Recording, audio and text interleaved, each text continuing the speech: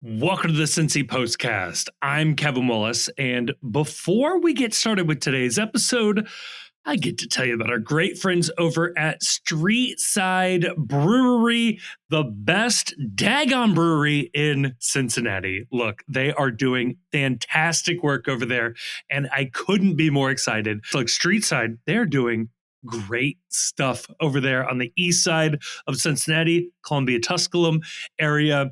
It is a really cool spot. You got to go check it out. If you have not been for, especially an away game, great place to go. Looking for a place to grab a drink before you head downtown and go to an FC Cincinnati game? That works well, okay? It is super, super convenient to get in and out of. It's a great spot, super friendly staff, delicious beer you can pick up just about anywhere. It's a great time. So a huge, huge thank you to Streetside for sponsoring this and so many other episodes of the Cincy Postcast. And on today's episode, well, we get to talk about a win 2-0 over Atlanta United to start the MLS season off right. We could not be happier. You couldn't be happier. Everybody's happy. I guess except for the folks in Atlanta, but whatever. Don't need them. Look, this was an awesome result. Evander gets injured. We talk about that. The Dado Valenzuela era off to a 2-0 victory. Many people are saying, mainly me. And what does it mean going forward with this team? How long is he out? There's also a little thing out there called the Postcast Bump. Was it in effect on Saturday night? It was. We explain how, we explain why, and then in part two, we look at some of the programming notes around the stadium, around the pregame environment, and then we quickly look ahead to O&M on Wednesday. Put it all together. You got a victory Cincy Postcast.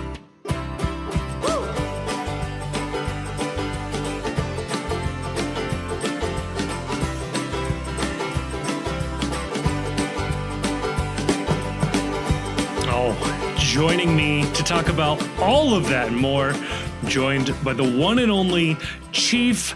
Grayson is on an airplane somewhere over the great flyover country. But Chief, how are you doing this evening? Doing phenomenal. The only thing you can ask for as a soccer fan or a sports fan in general is you can't go undefeated until you win game one. And so I'm sitting here as a fan of the FC with a undefeated season currently going.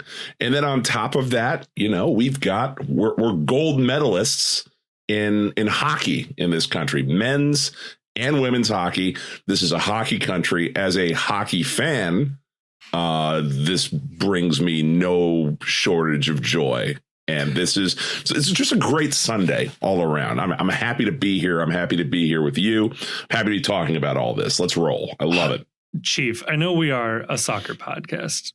Allegedly. Yeah. Watching the gold medal game at 8 a.m. this morning, I thought that maybe I hadn't fully woken up yet and had somehow accidentally had the game on fast forward. It was the most blistering pace I have ever seen a hockey game.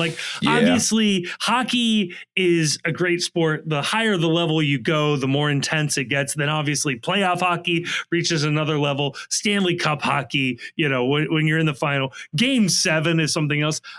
I think I saw another level this morning. Oh, yeah. No, Olympic hockey, Canada versus the United States. If you watched the Four Nations tournament they did last year, it was played at a similar level and a similar speed. What I love about hockey is that when you play hockey players have 2 speeds. And that's fast and faster. There's no you watch an NBA game and you can tell guys are dogging it in a regular season game. There's guys on load management and all that. There ain't none of that in hockey. Everyone's going breakneck every single game. It is. I know this is sacrilegious to say this on a soccer podcast because I love soccer and I love the FC. I love going to FC games. pound for pound, there is not a better there's not a better dollar you'll spend than the dollar you put towards an NHL ticket. It is the best in-person sports product in the United States right now. Now, if we had Premier League level soccer in this country, maybe that would be different. But the NHL, I said this on X, the Everything app, it's all happening on X today.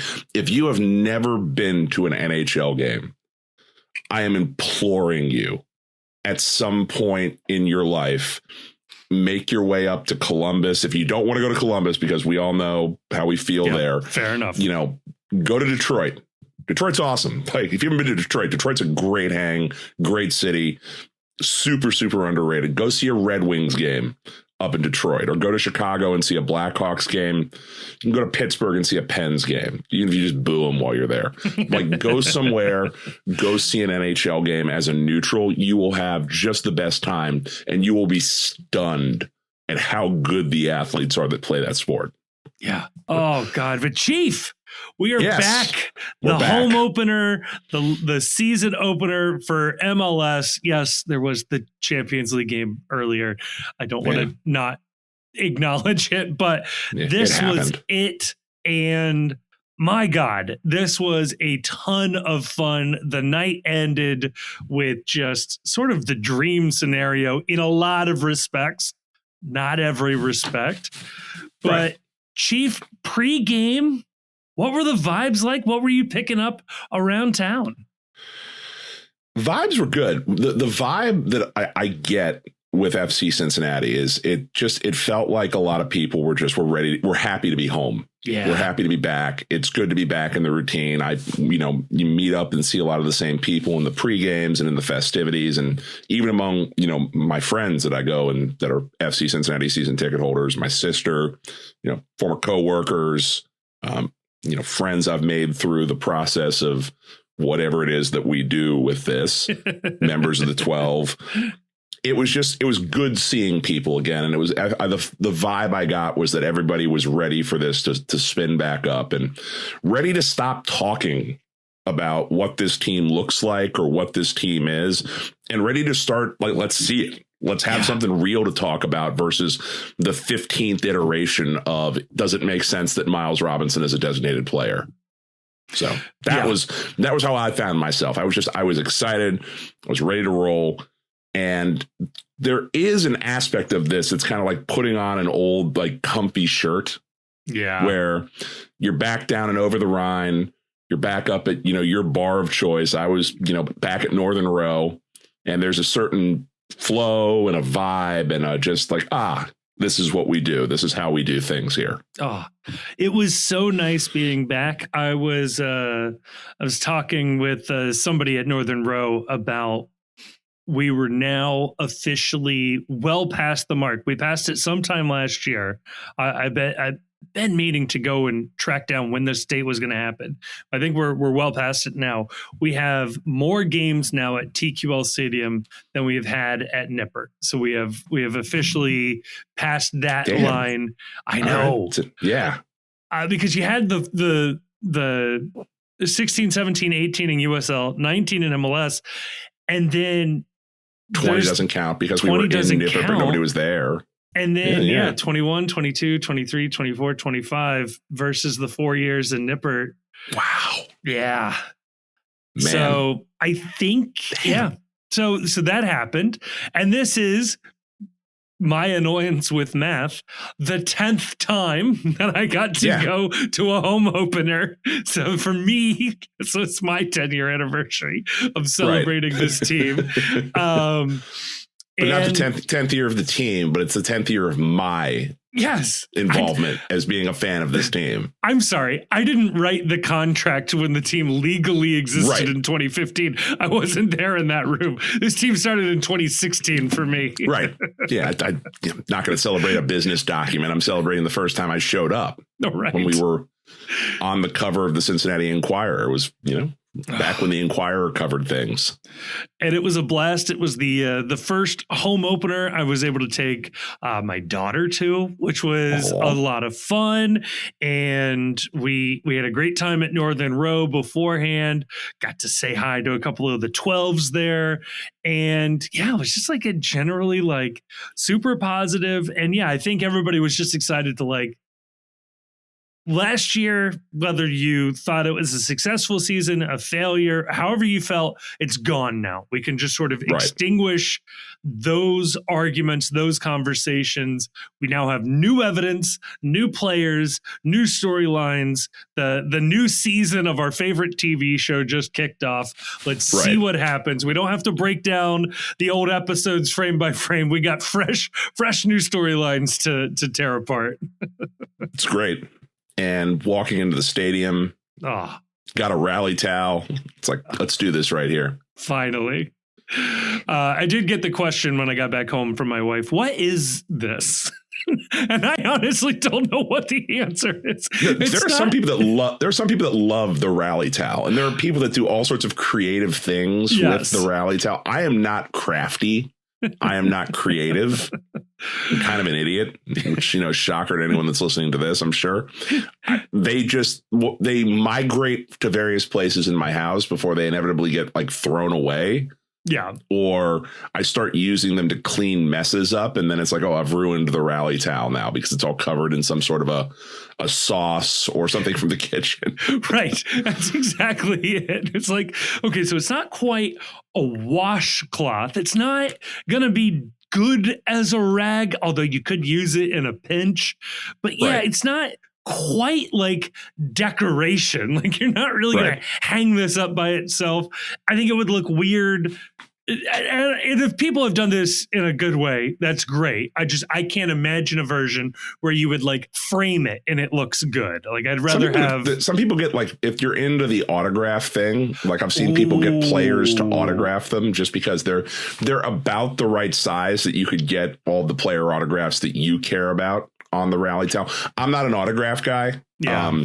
If people give me autographed things, that's like, oh, that's cool. Like I'll display that. My old man got me a signed jersey from Dexter Jackson, who won Super Bowl MVP when the Buccaneers won their first Super Bowl like 20 years ago.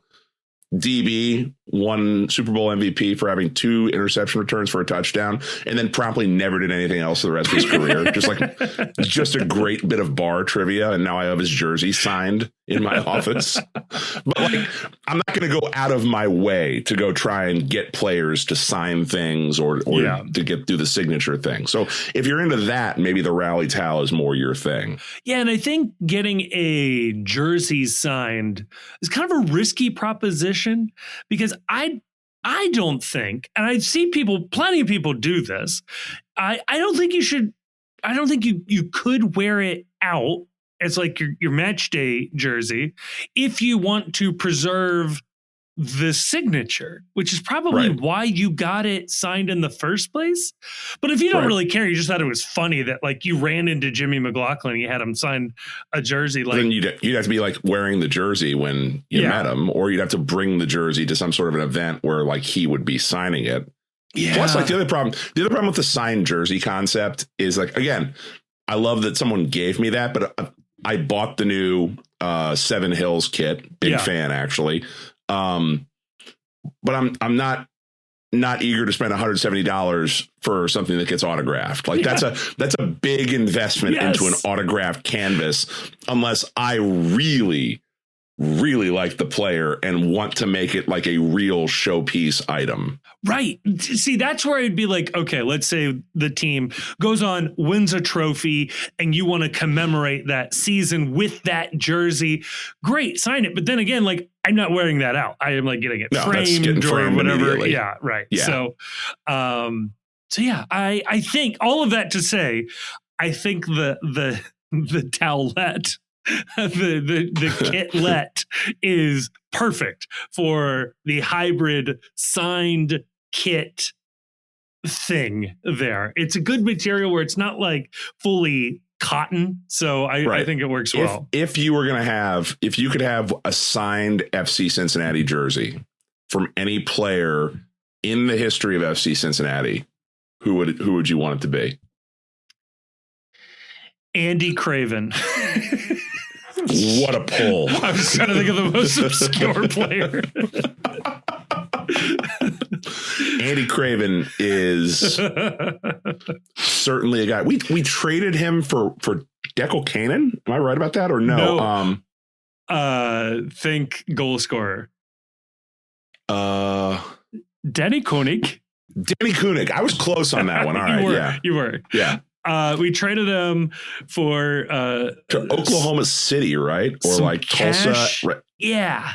Somewhere out the there. Roughnecks. Yeah. And brought him in. So this was after he jumps up in the air. Still one of the funniest things ever. The announcers in the game were saying, "Oh, very smart to sub in Andy Craven here. Veteran will calm things down." The game was getting a little red card. Yeah, immediately jumps up, intentionally targets a dude with his elbow. Damn near breaks the dude's nose. He's bleeding everywhere. Craven, immediate red card, and was traded the next day for Danny Koenig, who would go on to sit atop the FCC all-time goal scorer list for a very long time. Yeah. Danny Koenig's a good shout. That might be the jersey that you want to have, like the signed one. That would be a good one. Yeah. Shauna Coley, not a terrible shout either. Ooh, yeah. First MVP. Mitch would be good. But then you have to have the goalkeeper kit, and that's not as much fun to get signed, I don't think. Did they have the all-black goalkeeper kit, though, was pretty cool. Yeah. I do have one of those because a friend of the postcast, Andrew Pranovic, bought one that was too big. He was like, here. You take it. You're enormous. You take this. Who's the biggest guy I know? Who's the biggest guy I know? Chief, I do have some unfortunate news for you, though. Oh, no. I got a review of the podcast in the pregame. So this is great. Get to run into lots of the 12s out there throughout the day. Found out. So as a new season ticket holder, I sit next to somebody who listens to the show. So oh no. That was really funny. I think that person is required because he's probably going to hear takes during the course of the game from you. I think he's required to become a Patreon member because he's getting a lot of extra content from you for free sitting next to you. That's what I told him. I was like, hey man, like, I'm sorry, I'm going to spoil the show every time I yell something. And he said, to his credit, no, this is great. Now we don't have to listen anymore. Oh, good. It's the goal of the postcast is to stop listening to the postcast. Right. That's when you win. Back in Eve Online, which is still going, but in its heyday, you referred to winning Eve is when you quit the game. Yeah. When you stop playing Eve is when the day you win the game. That's how you win. No, but I was sent this. I met this individual, but had been sent a screenshot of this person's review of the postcast in the pregame, and it was great meeting them. It was very funny. He was very, very lovely. But he said this, quote, "I have to admit, postcast pisses me off more often than not. Not my cup of tea. But that has more to do with Chief and the other guy who, period, stops, period, when, period, he, period, talks, period. I really hope I'm not trash talking a good friend. I'm sure he's a great guy, but that verbal tick sends me over the edge. But Kevin is much better than those two." First off, how dare you? Did I only read this because of that last line? It's very possible. Yeah. I did have to tell him, though. It's like bad business to tell a listener to fuck off, but it is the first review I have ever seen or been given where somebody said that they liked my takes more than you guys. So I'm taking this as a win. Yeah, what I'm learning here is that I'm making the show unlistenable by my continued presence. No, I already knew that. I didn't need a review to tell me that. So that was great.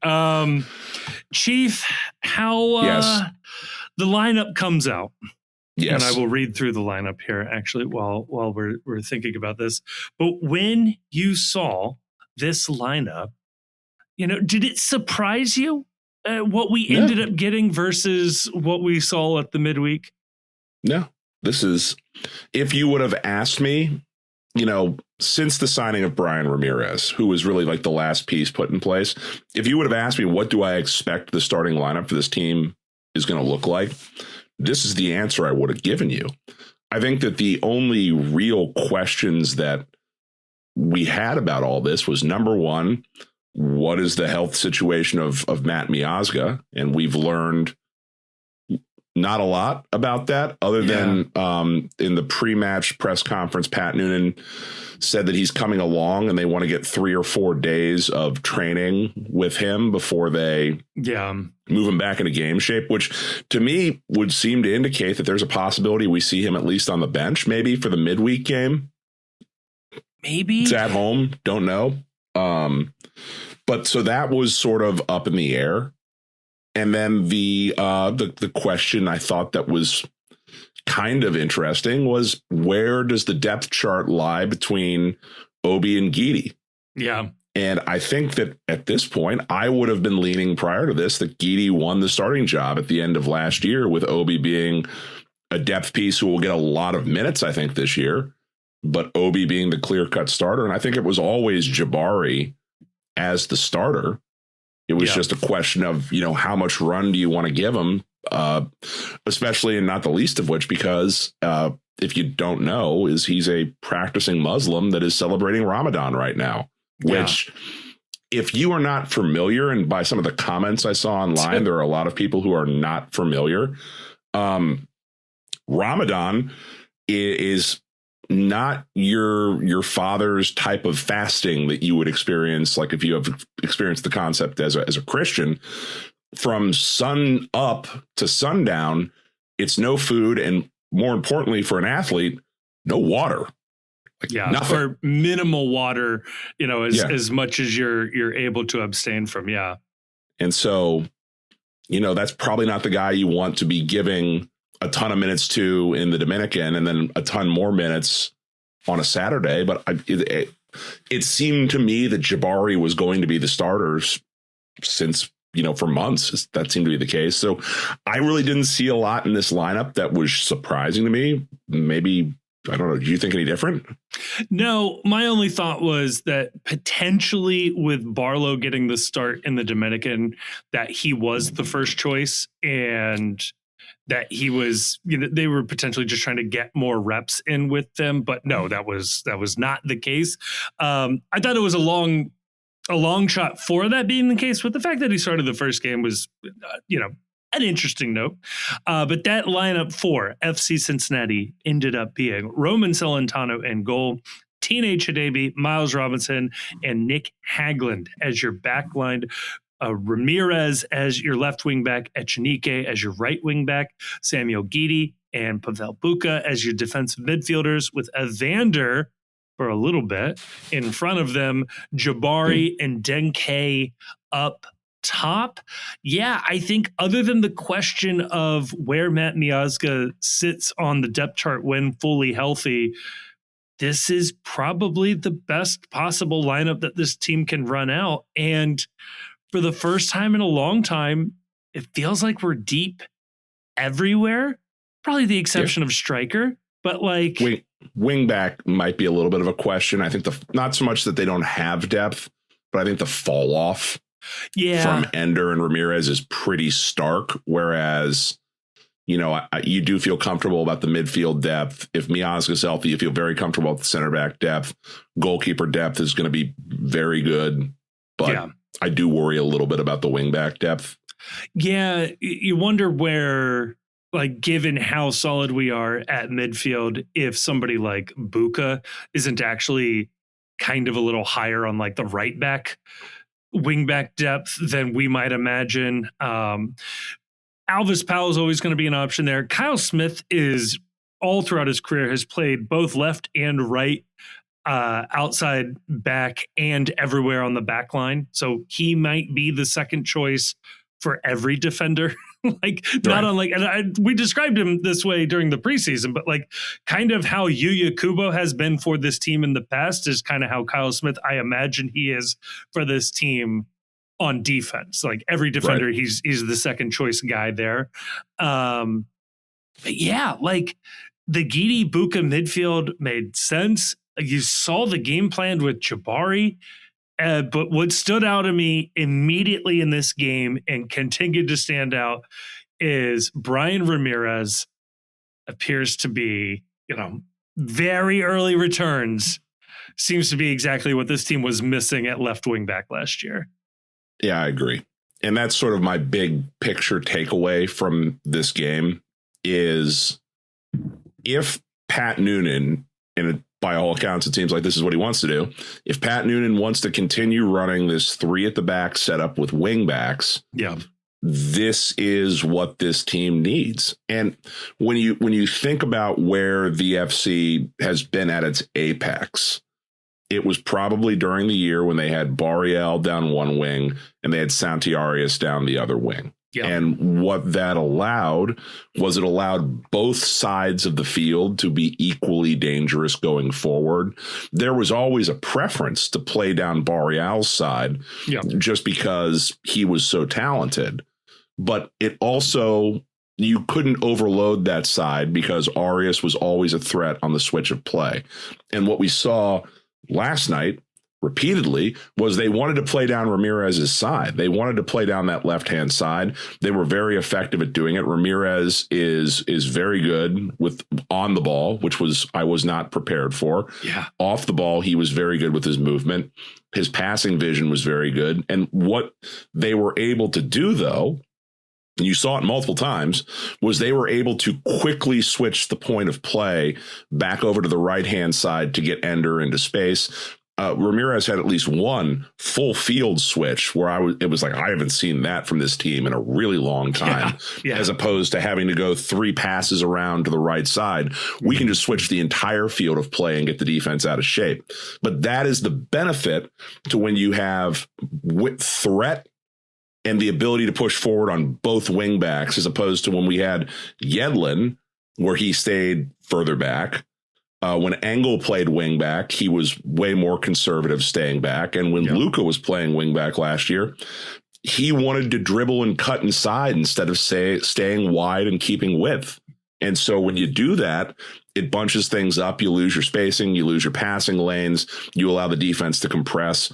I was blown away by, and what I was most happy about was how good Ramirez looked and how much of an absolute problem Ender Echenike is with a full offseason of training under his belt in this offense. It was so cool to see the passing charts that come out after the game, and it looked like 2023, where it was, very heavy going up that left side to Ramirez. And yet when they, we're showing some of the stats from Apple on which flank the attacks, like promising attacks were coming down, it was nearly split left and right, which was exactly what we're talking about here with the ability to cross the field and both guys being threats. It also means, like last year, Yedlin and Engel were fine at what they were doing defensively, but I think in addition to them being just more conservative and not always pushing up, is that when they did, they just weren't that good at it. Yeah. Like Yedlin was not an offensive threat. RSL is deploying him as a center back right now. Like they are not expecting him to play any offense right now. And I think having competency on the attack from those wide areas is also a huge, huge benefit to what this team wants to do. It pins back the opposing team, and it makes the midfield's job much easier to break up attacks because they don't need to push forward. They don't need to necessarily be a part of that attack. They can obviously join when and where it makes sense, but like by having those guys up there, all of a sudden you have 2 strikers, 2 wing backs, and your attacking midfielder, all a part of the attack. That's enough. I think you've got 5 guys sitting back waiting to break up the attacks. Amazing. Like when it works great. The only thing now I'm trying to sort out is how bad is Atlanta? Because I want to draw some big conclusions here. That's the $1 million question. With having width and having threat from the wingback position, what it does, and allowing these kind of quick switches of play to different sides of the field, the center backs don't have to push as far forward. Yeah. And so you're not getting those situations where the center backs are keying the attack by the old horseshoe of doom. We can bypass that and go through the midfield from one side of the field to the other side of the field to another wing back that is pushing forward and drawing a defender out wide to cover them. It's opening more room in the middle, and you don't need to have that switch of play coming so far back with your center backs having to push up the field into the attack, which leaves them less susceptible to being beat on the counter or the over the top ball, which was sort of a problem last year. Atlanta tried it a couple of times. There just wasn't room to complete that pass or room to complete that play, and all the center backs were able to recover on it. Yeah, I love it. And yeah, I do want to know how good Atlanta is, because to the untrained eye, they seemed fine. Yeah, but the back line was not bothered 99% of the time in this game. I think the closest they came to getting bothered was a goal line clearance by Miles Robinson, and I'm 99% certain the flag was up on that anyway, and it wouldn't have counted. It was. So it's like, yeah, great play by Miles, but yeah, the most threatening moment was an offside. Yeah. So yeah, they kept Latte Loth completely in check. Lobes and Iche had nothing. There was no opportunity for him to do anything creative. They got a couple of early shots as the game was settling in, but nothing that super troubled Roman that seemed to be difficult for him. It was the 5th minute. Roman has a great save. I don't know how threatening it was, but yeah, it was like the 5th minute. And other than that goal line clearance, was probably the other best chance that they had all game. Right. So, and it's reflected in the XG. The XG, here's a shock that one game into the whole new hashtag refresh on focusing more on good goal scoring opportunities. What do we see? The FC dominated the XG battle in this game. I think Atlanta had something close to a 0.4. FC had over a 2. Yeah. Been a long time since we've decisively won an XG battle and won the score line by a similar margin. It was a all around really, really good team effort that I assume we will view differently based on how Atlanta goes from here. But I'm not going to play that game right now because it's the first week of the season for everybody. And these are teams that FC Cincinnati struggled against last year. Famously, they're not Supporters Shield reigning champions right now because they couldn't beat bad teams when they needed to, and they couldn't win comfortably against bad teams when they needed to. Yeah. So even if Atlanta sucks, it's still a good sign that they went and they took care of business against them. Yeah, and specifically Atlanta from last year. Those were incredibly winnable games that were not won. Chief, on the XG front, I don't know if you have a shot map up in front of you, but if the box, no outside the box shots. Yeah. Now, part of that is because of the man we'll talk about next, but also, the lack of Orishano, but it's also like they're not getting frustrated. They know that they're going to be generating chances. This is something that Matt Doyle talked about last year, is like the team does seem to get frustrated late in games and just rip shots from far away because they realize that's probably about as close as they're going to get to goal, and that wasn't the case. There's plenty of on target shots in this map too. But it all feeds into one another. When you are not getting effective wing back play in this offense, when you're not generating width, the box gets crowded.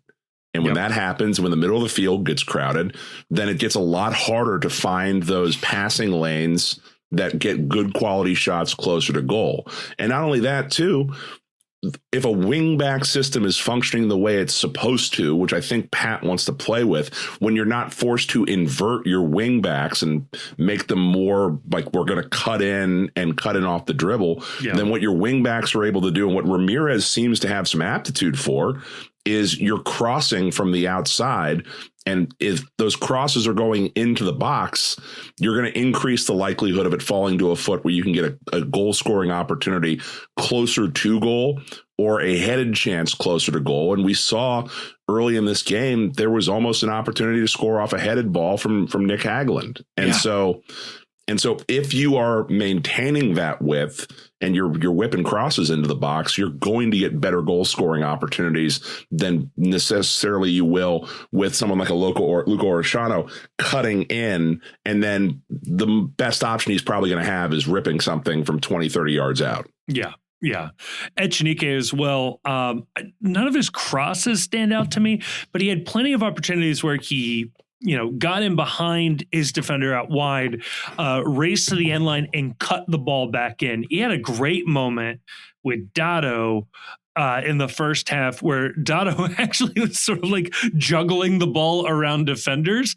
That last pass didn't quite come off, but that all comes off of Echenike beating his man and getting a pass into the box and creating a dangerous opportunity, which was awesome.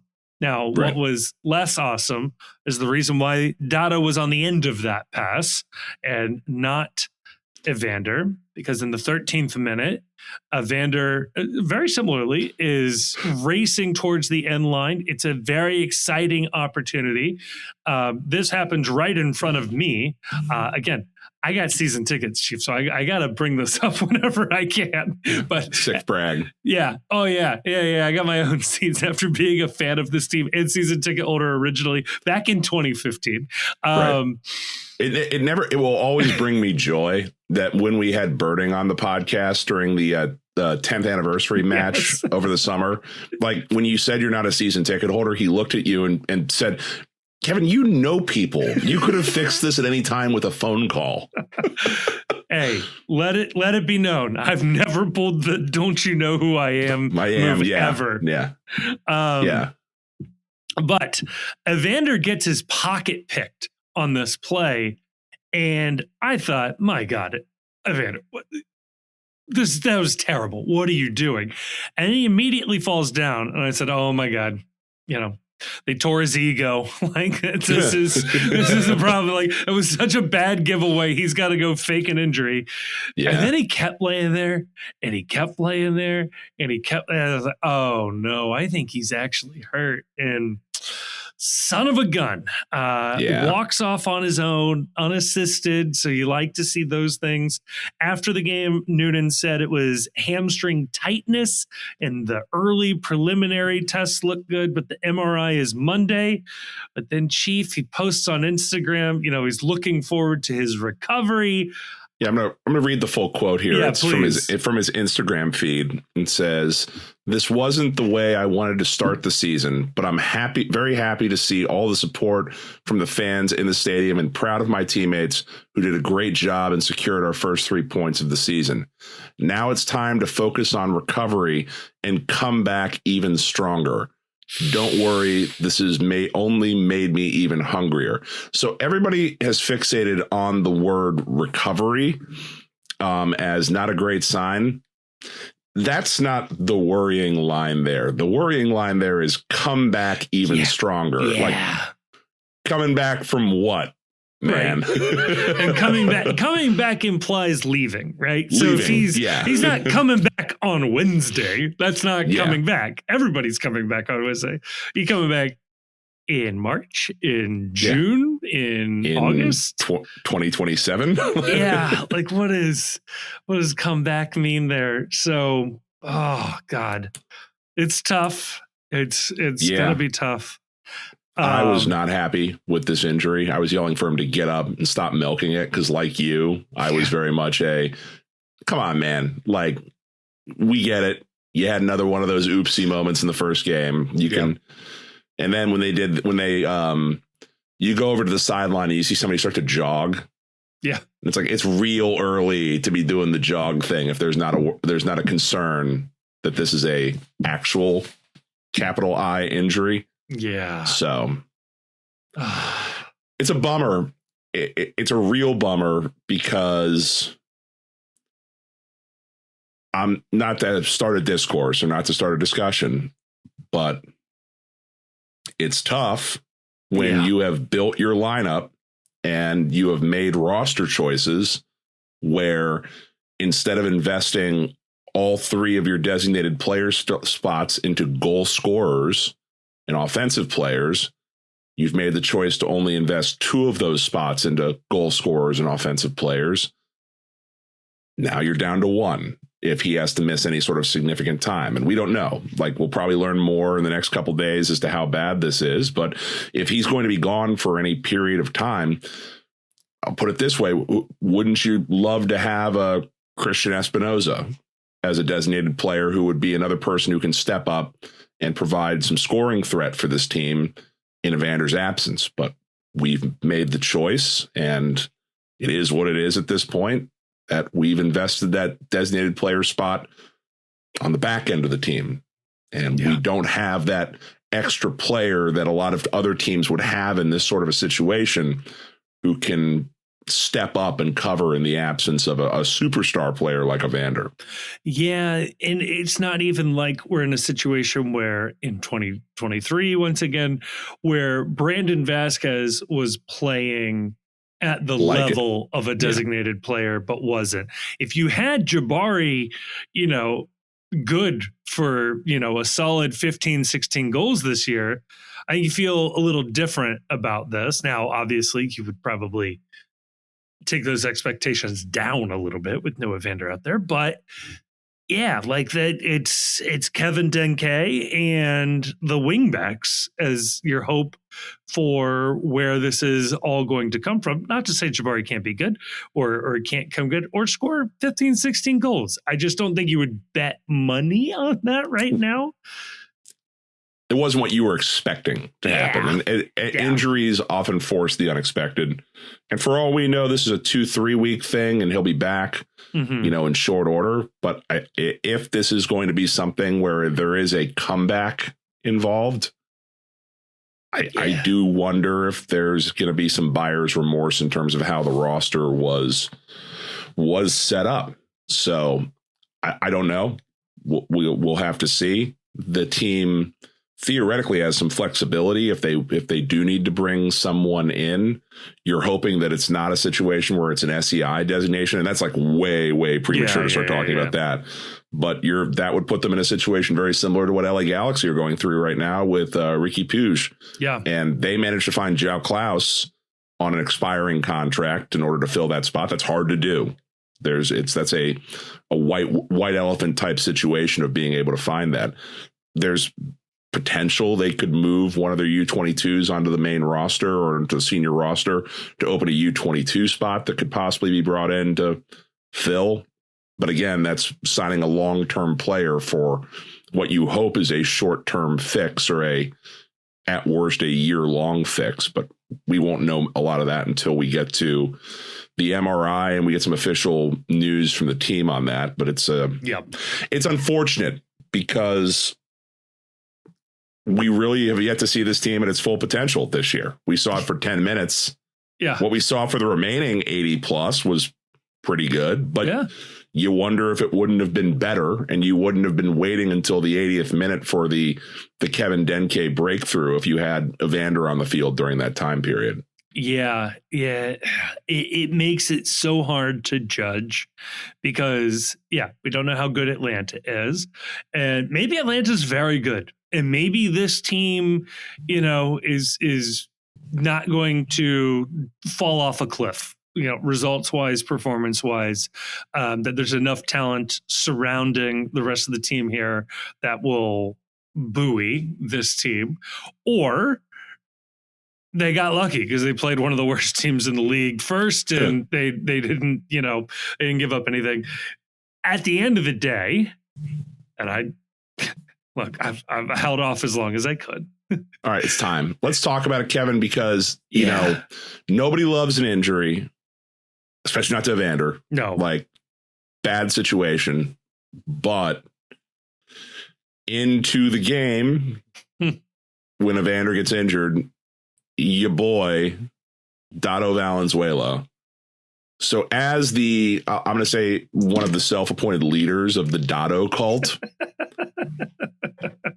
How did it feel seeing him come in this situation? And what did you see out of Dado in this game that leads you to continue drinking the Kool-Aid or maybe to mix in a water every now and then? Yeah. So one, I was very happy to see that it was Dado coming in, because there was absolutely a version of this where Obi comes in and maybe Buka moves to more of the 10 role, or they just change up stylistically everything that they're doing with a different player. Maybe Anunga comes in and they just decide, hey, we're going to just try to grind this thing out.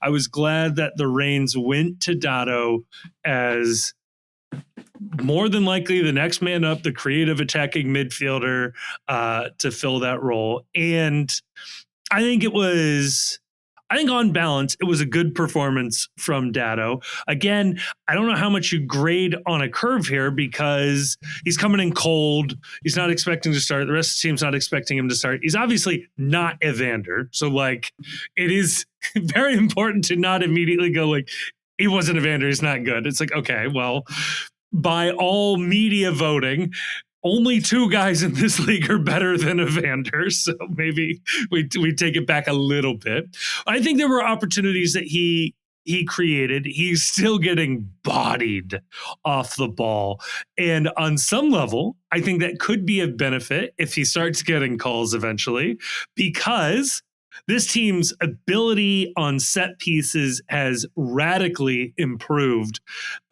Be that Dado taking the free kicks and the corner kicks, or when Evander was out there, or when others were taking sort of nice crosses. We appear to be much better at free kicks, so I will take that.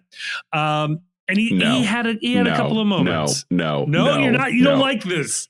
No, that was it. Actively pissed me off. That, he's getting fouled, but he's got to fight through some of these contacts. Like, there was way too many times in the game last night where it was way too easy to bring Dado Valenzuela down. And, if you're Lionel Messi and somebody breathes on you, they call the foul. And if they don't call the foul and somebody breathes on you, you charge into the official's dressing room like a lunatic without even offering pizza as a thank you item. Or hamburger. He's got, like, on this specific point, I'm going to disagree. Okay.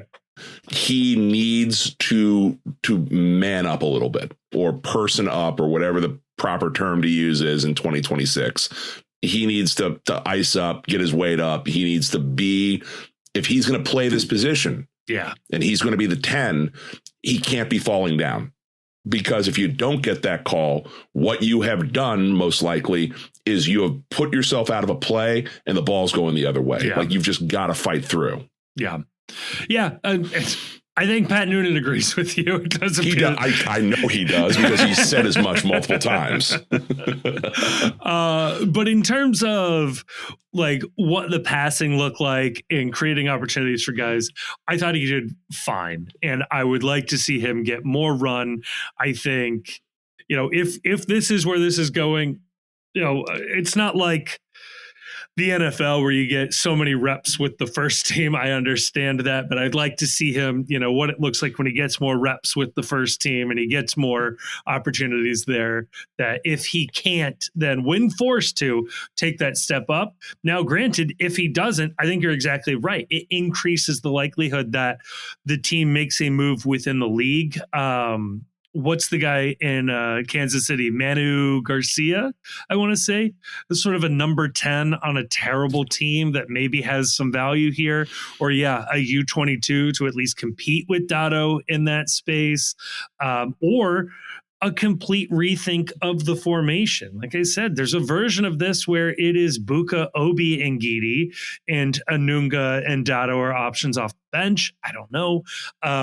But I think this team can do fine with Dado in this spot, largely because the rest of the team is so talented and because of the investment on the defense. While frustrating, will ultimately keep them in every game this year. So right. I'm excited to see that. But he had a couple of moments that I thought were good. He had a couple of moments I thought were bad. So we'll see where this goes from here. Yeah, overall with Dado, I am sympathetic to the idea that he was not anticipating going into the game in the 10th minute, 13th officially, 13th minute. Yeah, no, I'm sympathetic to that point. I thought he looked fine. Noted hater that I am, I thought that he was fine. Put it this way: if your take has been Dado is being held back by this team and he is some talent that you have to find a reason to get on the field, I don't think he showed anything last night that would validate that take. He looked like a very capable MLS bang on average player. And there's nothing to say that if he gets some more run and he comes into a situation where he knows what he's going to do ahead of time and what his role is going to be, that improves. We've certainly seen flashes from him in the past. Yeah, I'm not saying it can't get better. He's young and there's an opportunity in front of him. The line I kept coming back to last night, or the thought I kept coming back to is, yeah, he's offensive Brian Anunga, where giving you competent minutes, but he ain't the guy he's replacing. And it was very apparent watching that he ain't the guy that he's replacing. My hope is that if he's going to have this job for any length of time, step up. Let's see it.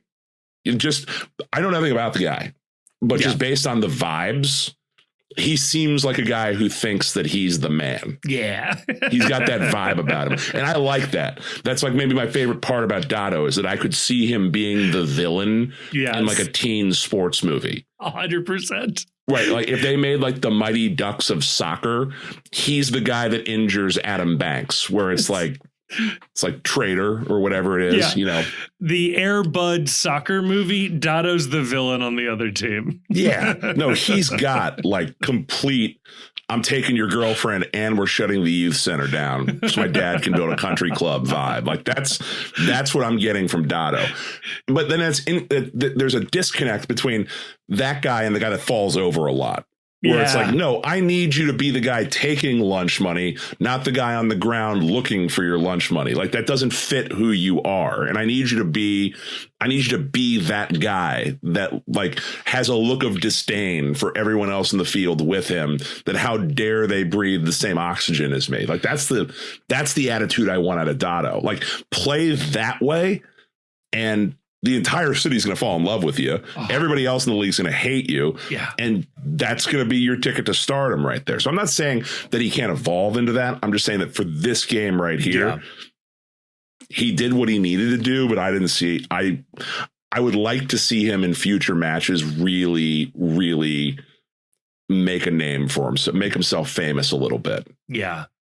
I would expect, not to jump too far ahead, I'd expect him to start on Wednesday just to like continue to get reps, and then we'll see what we look like going forward from there. It probably is a compliment to him that the team goes on to win, not necessarily because of him, but he doesn't do anything to ultimately cost the game or cost a goal. So that's good. Kevin, I'm gonna read you something, and you have to promise me that if this causes it to stay up for longer than 5 hours, that you will seek medical attention. Okay. All right. So I'm quoting on Blue Sky, the Sometimes app. It's sometimes happening on Blue Sky. Great tagline. They probably should work on it, though. Matthew Doyle posted this last night. Oh, no. Who's ready for the fucking discourse when Cincy are better and more organized without Evander? Got some good fucking discourse brewing. Ewing Fury comes to Cincy. Is Matt Doyle now the head of the Dado conspiracy, the Dado-spiracy? I will say yes, if only because it will keep 11 Yanks from being the head of the Dado hype train. How did you find that when 11 Yanks are talking positively about Dado? Is that really the side you want to be on, Kevin? Oh, dude, I was immediately like, all right, ship Dado to Montreal. Right. let's just move on very quickly. I'm sure somebody else out there in this league or the world can do this. Worst person you know meme. I just, that Lord of the Rings scene where it's like, I never thought find myself fighting alongside an elf, but what about a friend? I sort of have the exact opposite reaction of like, guys, I think I'm out. Like, I don't know if I can be in this alliance anymore. 11 Yanks and I on the same page. No, can't have that. We gotta head out. So I guess we can get to the goal here in a second. But before we get to the goal, I want to talk about a couple other players specifically in this game. First one is I want to talk about is Ayoub Jabari. Yeah. I was very pleased with Ayoub in this game. I really liked what he was bringing to the table. Mm-hmm. I think it was a great continuation of what we saw in the midweek game with O&M.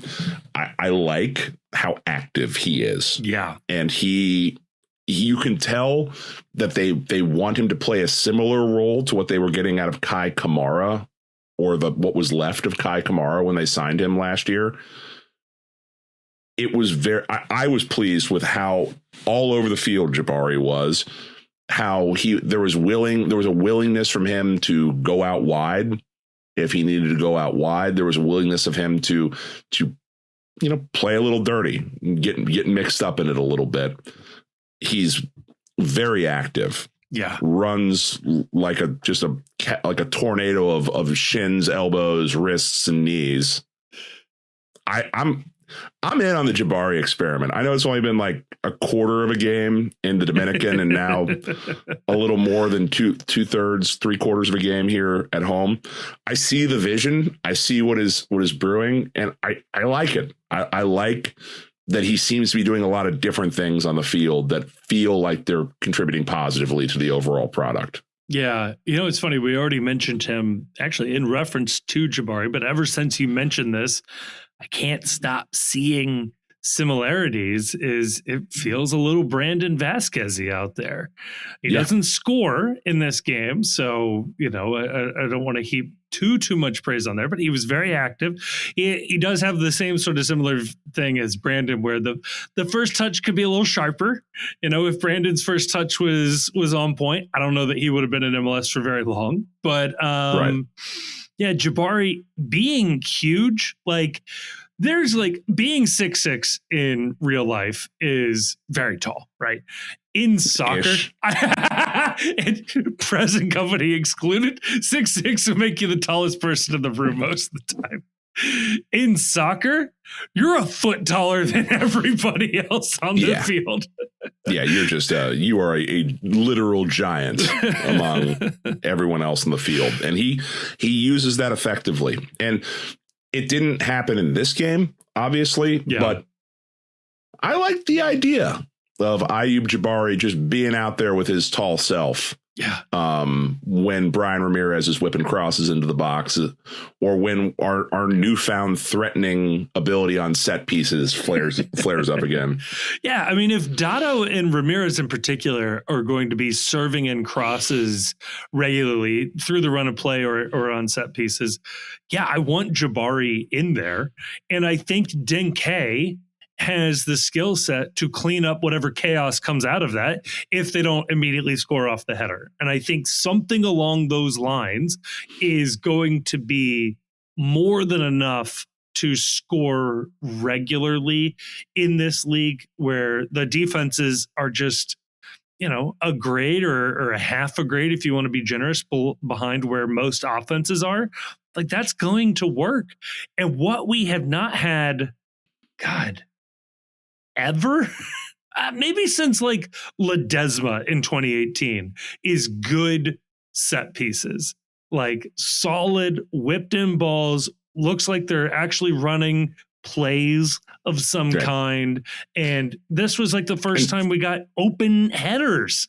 And set pieces, not so much that we've had players, we have one right now in Evander, if he's healthy, where it's he can score on a set piece by himself. That's fine. But that's fine. That's all well and good. But what I want more about a set pieces are we enable other people to score goals, and we're not reliant on the wonder strike that bends into the top corner or, the Olympico that scores off the corner. So I was excited to be watching corner kicks where the goal didn't seem to be scoring off the corner. That that sparked joy from my seats. Yeah. Like Lucho was horrific at corners in particular. Free kicks, yes, he could bury the occasional shot.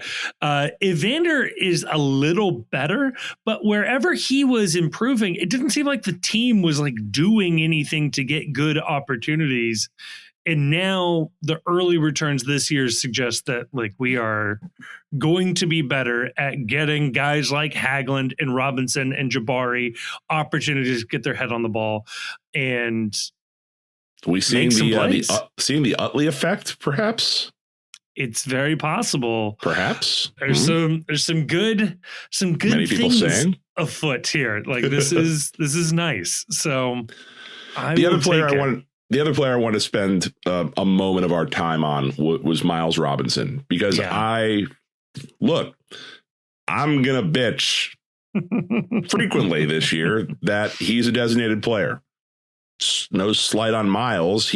I would sign a designated player deal too if I was him, if they offered it to me. It's more of a critique of Chris Albright's roster management, of one of the few decisions he's made that I vehemently disagree with. Yeah. Having said that, Miles played a very good game. Yeah. Played a very, very good game in terms of the rare opportunities Atlanta had where they looked potentially threatening. Miles snuffed out personally at least 2 or 3 of them. Like, not even like, he was commanding the back line. Miles specifically stopped plays and stopped scoring opportunities before they were even allowed to manifest themselves into the world. So I thought he played a very good game. The goal line clearance, while ultimately unnecessary, was an incredible athletic play. Oh my God. He damn near assisted a goal that I think Kevin Denke wishes he had another opportunity on. It's a super awkward position. I'm fine criticizing Denke not doing better there, but he just gets his feet tangled up. The ball bounces just a hair too far away from him. But yeah, I mean, Robinson has like a good look at goal there. Like, could have easily scored on that play, which was awesome to see. Yeah. So, and I was watching a little bit of the game. RIP in peace. If you are an announcer that are calling FC Cincinnati games, what you need to do for the day leading up to the game is put a picture of Miles Robinson and Ayub Jabari next to one another and learn the difference between the two, because it is embarrassing that you can't tell them apart. Yeah, they don't look that close. Like if you were confusing Tom Barlow and Nick Haglund, who I think look very similar, I would understand. Just two nondescript white guys. Yeah, I get it. But like, I'm sorry, man. Like, you got to be able to tell the difference between Miles Robinson and Ayub Jabari. That's table stakes for calling a game in this league. Especially when Robinson, Cincinnati's considered one of the better teams in the league. Robinson's one of the designated players, therefore one of the star players on one of the best teams. Like, you should probably know what that guy looks like. Yeah. Like, if you didn't know who Flores looked like, I'd understand a little bit. But I will say that I like the new kits, like them a lot. Purchased one. Yeah. Love it. Great feel on the material. Interesting design choices. They should fire the person into the sun that decided to make the numbers orange on the back instead of blue. Like, that is just why. I don't know why they do this. Especially from a broadcast television point of view, you are just doing the broadcast team dirty by putting orange numbers on a white background.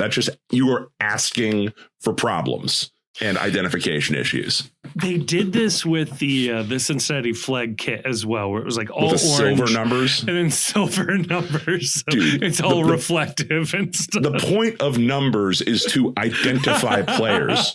Like, we have lost the plot when the numbers are hard to see. Like, I know it wouldn't be the most aesthetically pleasing thing, but like a drop shadow, some sort of outline of in black or blue would help in this space. I don't know. Literally anything. The orange numbering is so. While I find it unforgivable that they're having difficulty telling these two gentlemen apart. The numbering system is not helping in the slightest in terms of quick recognition of who these players are. Yeah. Yeah. And it's game one, and you'll have some weirdness like this, but credit to the broadcaster who did sort of own up to the mistake and admit it a couple of times. Not great you had to do it, but yeah, hey, there we go. Here we're all about accountability here. Yeah. So should we talk about the goal? Because it comes late in this game. I was fearful that this was going to end up being a 0-0 affair. And I was prepared to come onto the show and say, yeah, they look good, but same old problems, getting into dangerous opportunities. You can forgive it because Evander's not there. And the conversation around Kevin Denke was going to be very different this episode if the goal hadn't been scored. But let's talk about the goal. The goal comes off of a great counterattack. This is in the 79th. Wait, say that again. A great counterattack. Boy, doesn't that feel good to say. How long has it been since we've been able to say that? Like, God, we were begging for this all last year. And what happens here is repeatable. Like, there's nothing about this that is like extraordinary or like such a colossal mistake by the opposing team that you can't imagine this happening too many times. It's not St. Louis's year one where everybody just kept passing to João Klaus. Okay. Like, this is a repeatable play. So it actually starts with Sammy Guidi breaking up a pass, getting a little interference, a little block on there, where the ball is then played back out to, or back with the center back.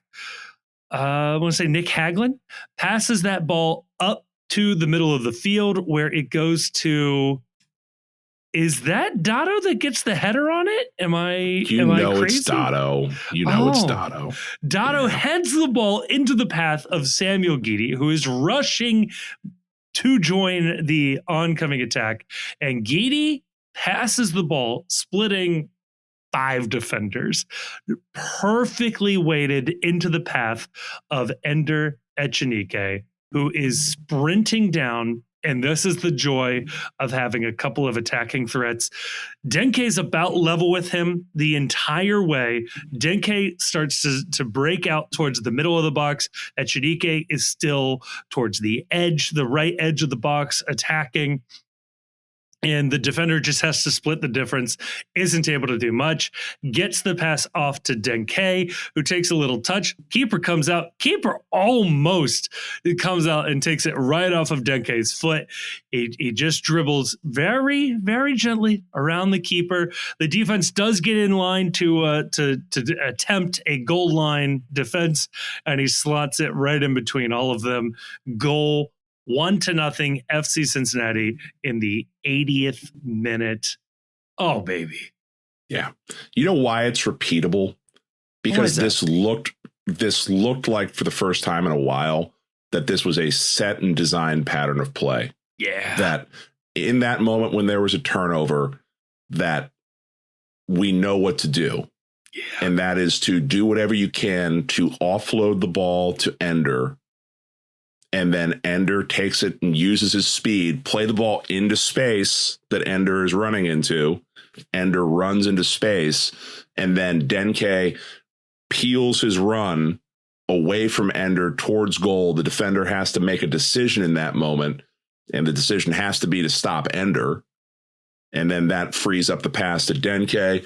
Denke then does his thing where it's like, no, yes, in terms of doesn't pull the trigger, but dances around the goalkeeper, slots it home.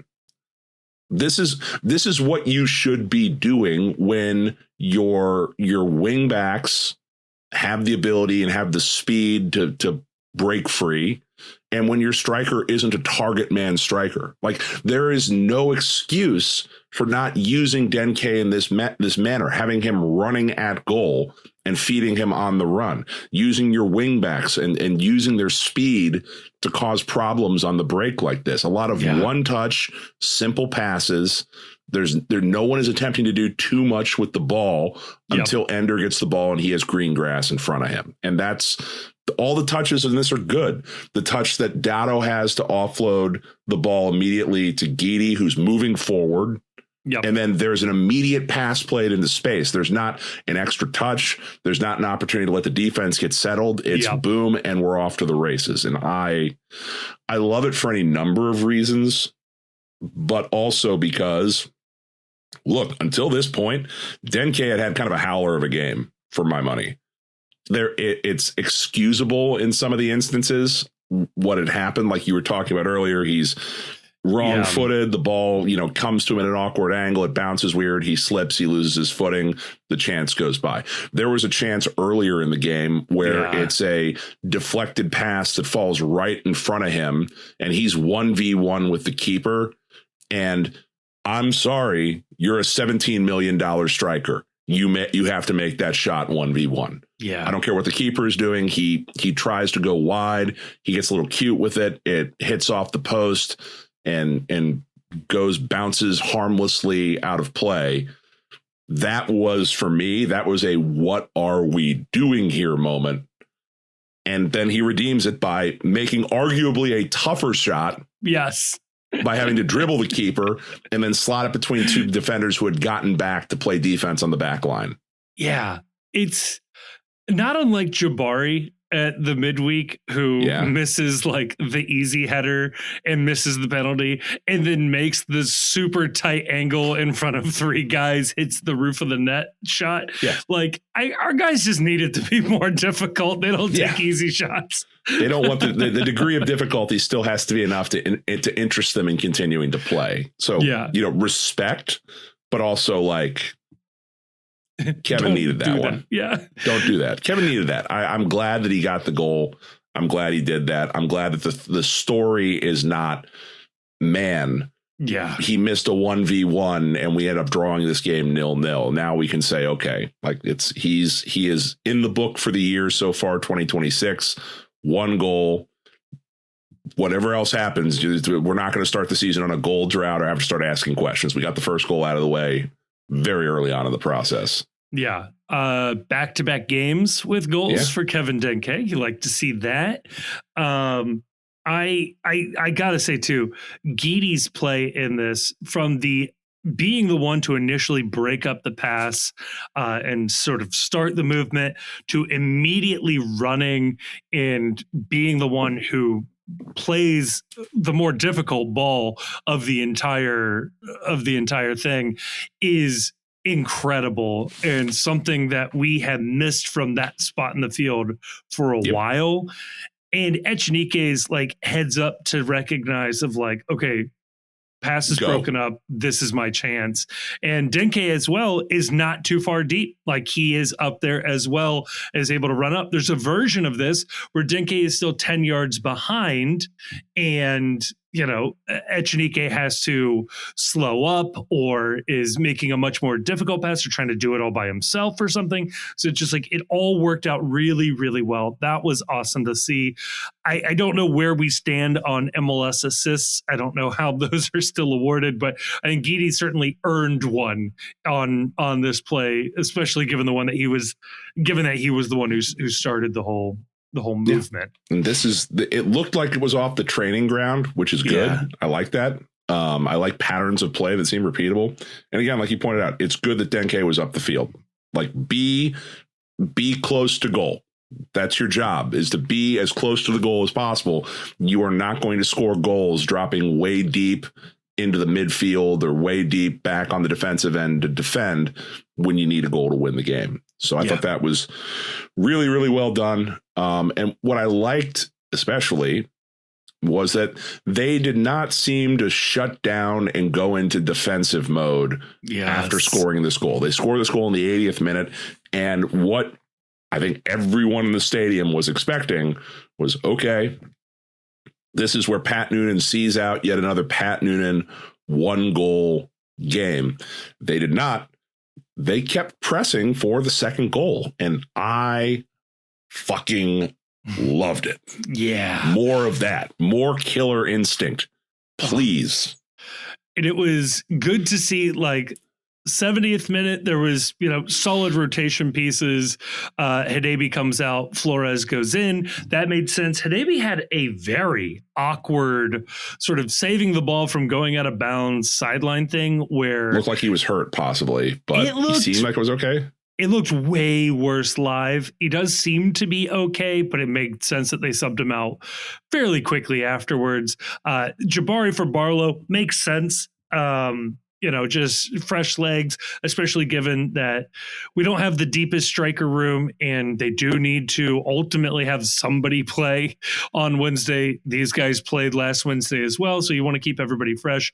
The true see out the game subs don't come until the corner kick where the second goal is scored in the 89th minute, where Obi goes in for Dado, which makes sense, and Powell goes in for Echenike. Again, makes sense. You want to keep guys fresh, and it makes sense to make some more defensive subs at the 90th minute versus the 80th minute.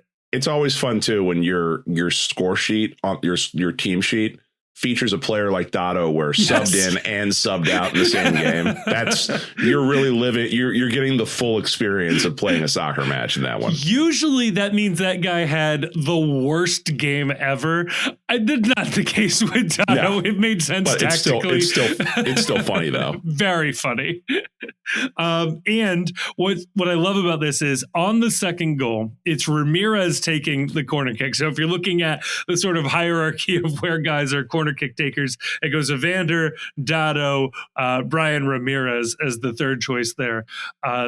Amazing cross. It's so good. I'm kind of shocked he's not on corner kicks more often, at least on his side of the field.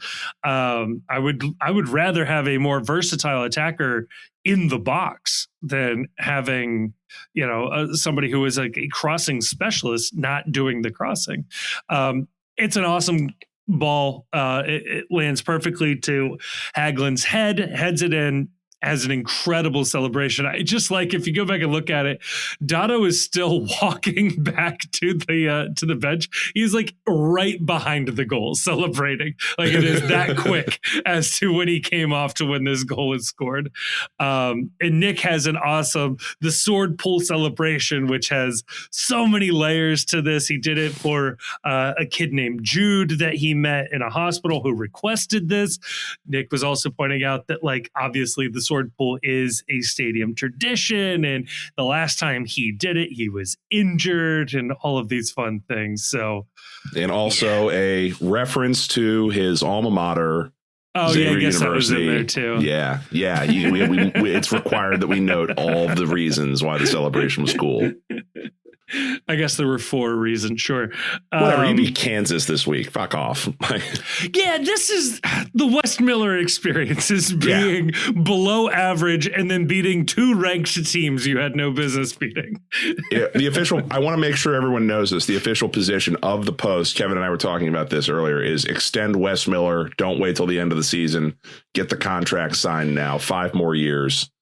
You can't take away what he's done this year, and you can't stop the momentum that the program is building right now.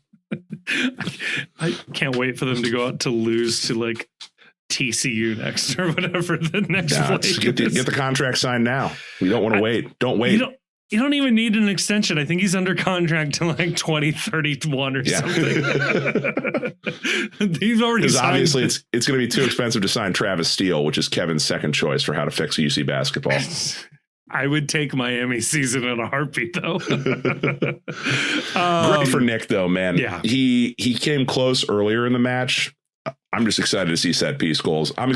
It feels like it shouldn't be this hard to let your tall guys jump and head the ball, but apparently we've just been not doing that.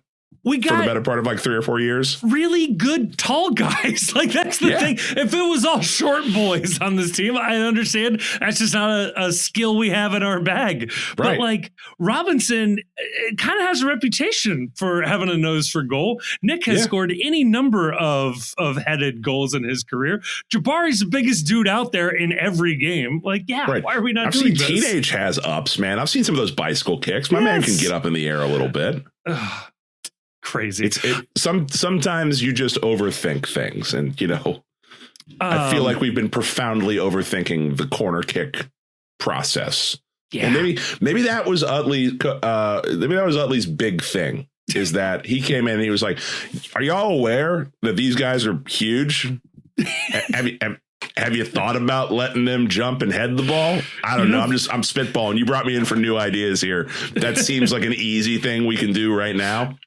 It's always a dangerous game, especially in a new job where you challenge assumptions. It's like, okay, I'm sure you guys thought of this, but I knew, and I got to ask the question. just help me understand your process here, because it feels like there's a missing piece right here. And maybe you've thought about this already and decided it's not for you. But like, I got to ask, have you thought about letting them jump? It could be pretty deadly.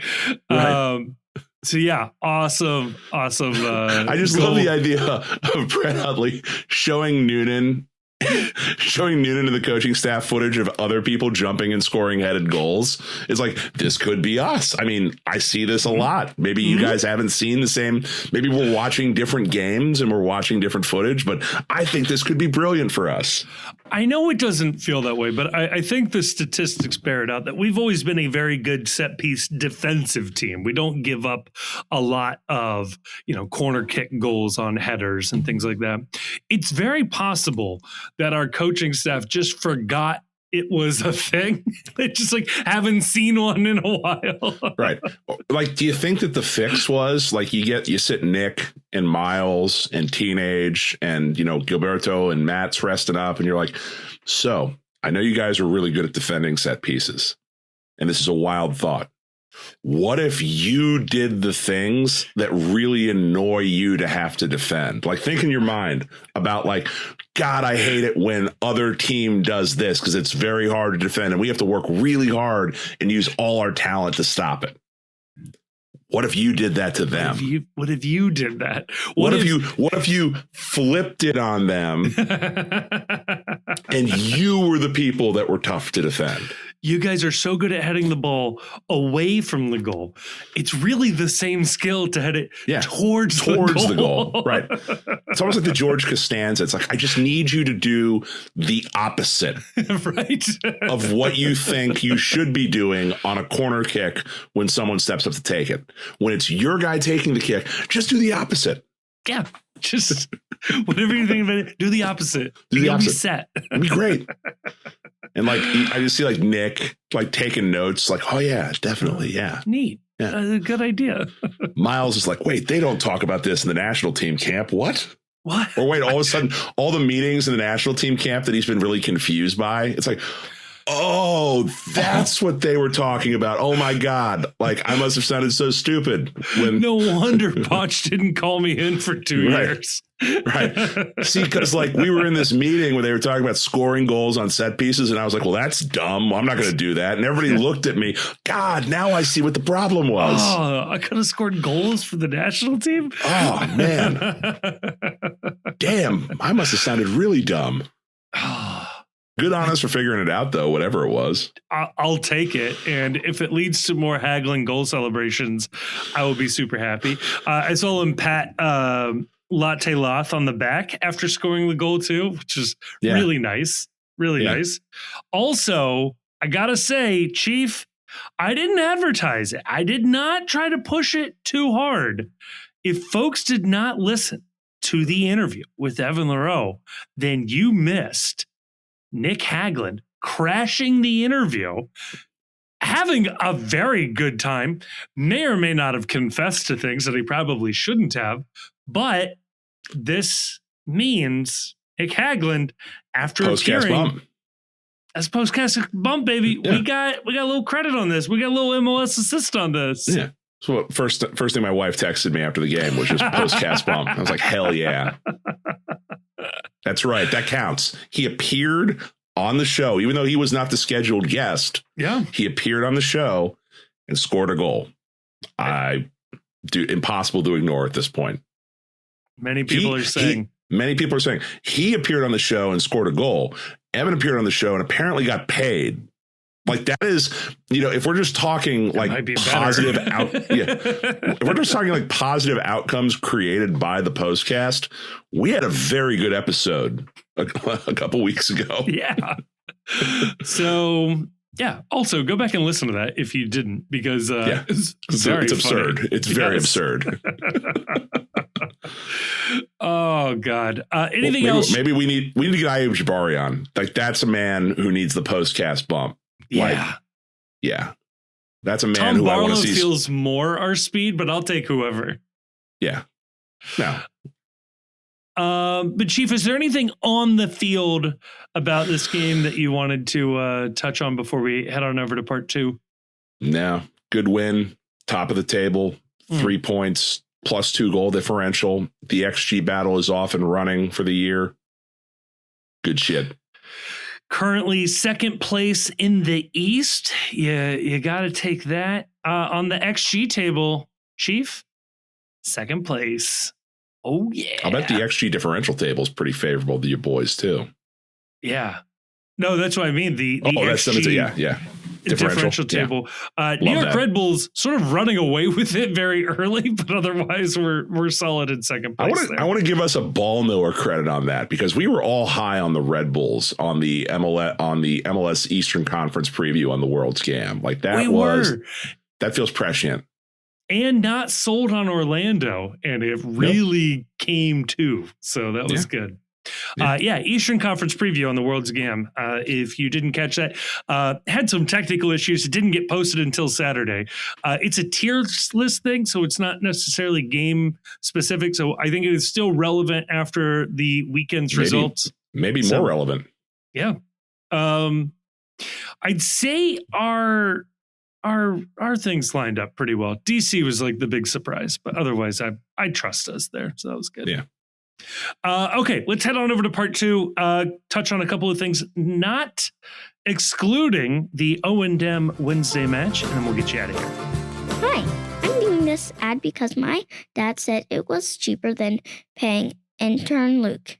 If you like FC Cincinnati and you're still listening to this stupid podcast, you might also like the stuff that is for sale on the Post website. There are some designs on there that are pretty neat and some that needed a little more work. There is even a reversible bucket hat that says Noonan out on one side and Noonan in on the other side, which I've been told to say is very funny. If you even buy something, Chief might even release away days. Go to thepostcincy.com and click merch. Or don't. That's okay too. Okay, thanks, bye. Now, before we get to what we are going to talk about, I do want to say, if folks don't know, we started a new Patreon tier, and in that it includes a virtual happy hour once a month as we get into the season. We will be announcing the date of that tomorrow when this episode releases. Today when you're listening to it. Yeah. So keep an eye out for there. We'll do a virtual thing. It's about an hour once a month. We might end up doing 2 in March just because of how February shook out. But it's a good time. We'll hang out. We'll try to bring in some people from the Postcast Extended Universe. Chit chat. Maybe if there's Champions League games on, we'll try to find a way to sort of like put it on the stream as well and talk about other things. And then it is my goal to make the recording of that available only to the higher tier patrons. So not necessarily exclusive content, because it'll be very time sensitive there, as well as I don't know how much soccer we'll get to, but it'll be a good hangout. You can come in, hang out, we'll ask questions, we'll goof around. It'll be a good time. So you got that. Now, the match day programming notes. There are 2 things I definitely want to address. The first one. Before also. Please. Related as well. Part of what your Patreon supports is the written content that's being generated over at the Post, the Cincy Post, or the postcincy.com. I should know the name of our own website. Over at the postcincy.com. If you don't know, if you just listen to us here on the podcast, number one, great. Love you for that. Thank you so much. Thank you. What we do have, though, beyond that, is we do have the Discord. Kevin talks about that at the end of the show in the ad read that I'm sure most people skip. Come on. Feel free to hop onto the Discord. Nobody bites. And if they did, it's virtual, so they can't really harm you anyway. I think that we're close to the largest FC Cincinnati online community right now. If we're not, we're maybe you joining away, whoever's listening to this, from making that a reality. But on the website, the Post Cincy, we also have, and we have had this for over a year now, almost 2 years. We have a reporter, a beat writer, Damon Gumbert, who is at all of the FC Cincinnati home games live in the press box. He's live tweeting during the games. You can follow him on social media. There's a link in the description of this show, I believe, and there's definitely a link on the Post Cincy website as well.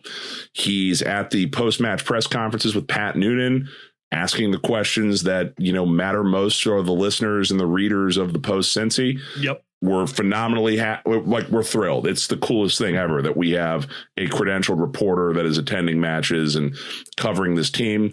Your Patreon dollars help to support that, because we are paying Damon some money this year. So this is no longer just a labor of love for him.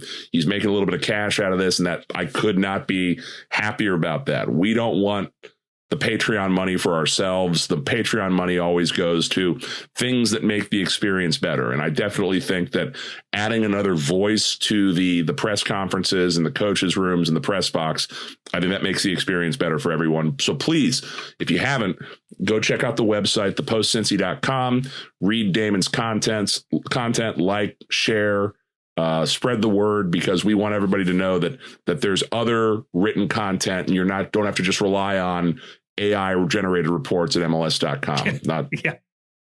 And everybody read Laurel, read Carter. Yes. But, share, help support the media ecosystem. It's dying around sports, and especially MLS in this country. So I want to make sure we gave a shout out to Damon. Great write up of the game. Go read it at thepostcincy.com.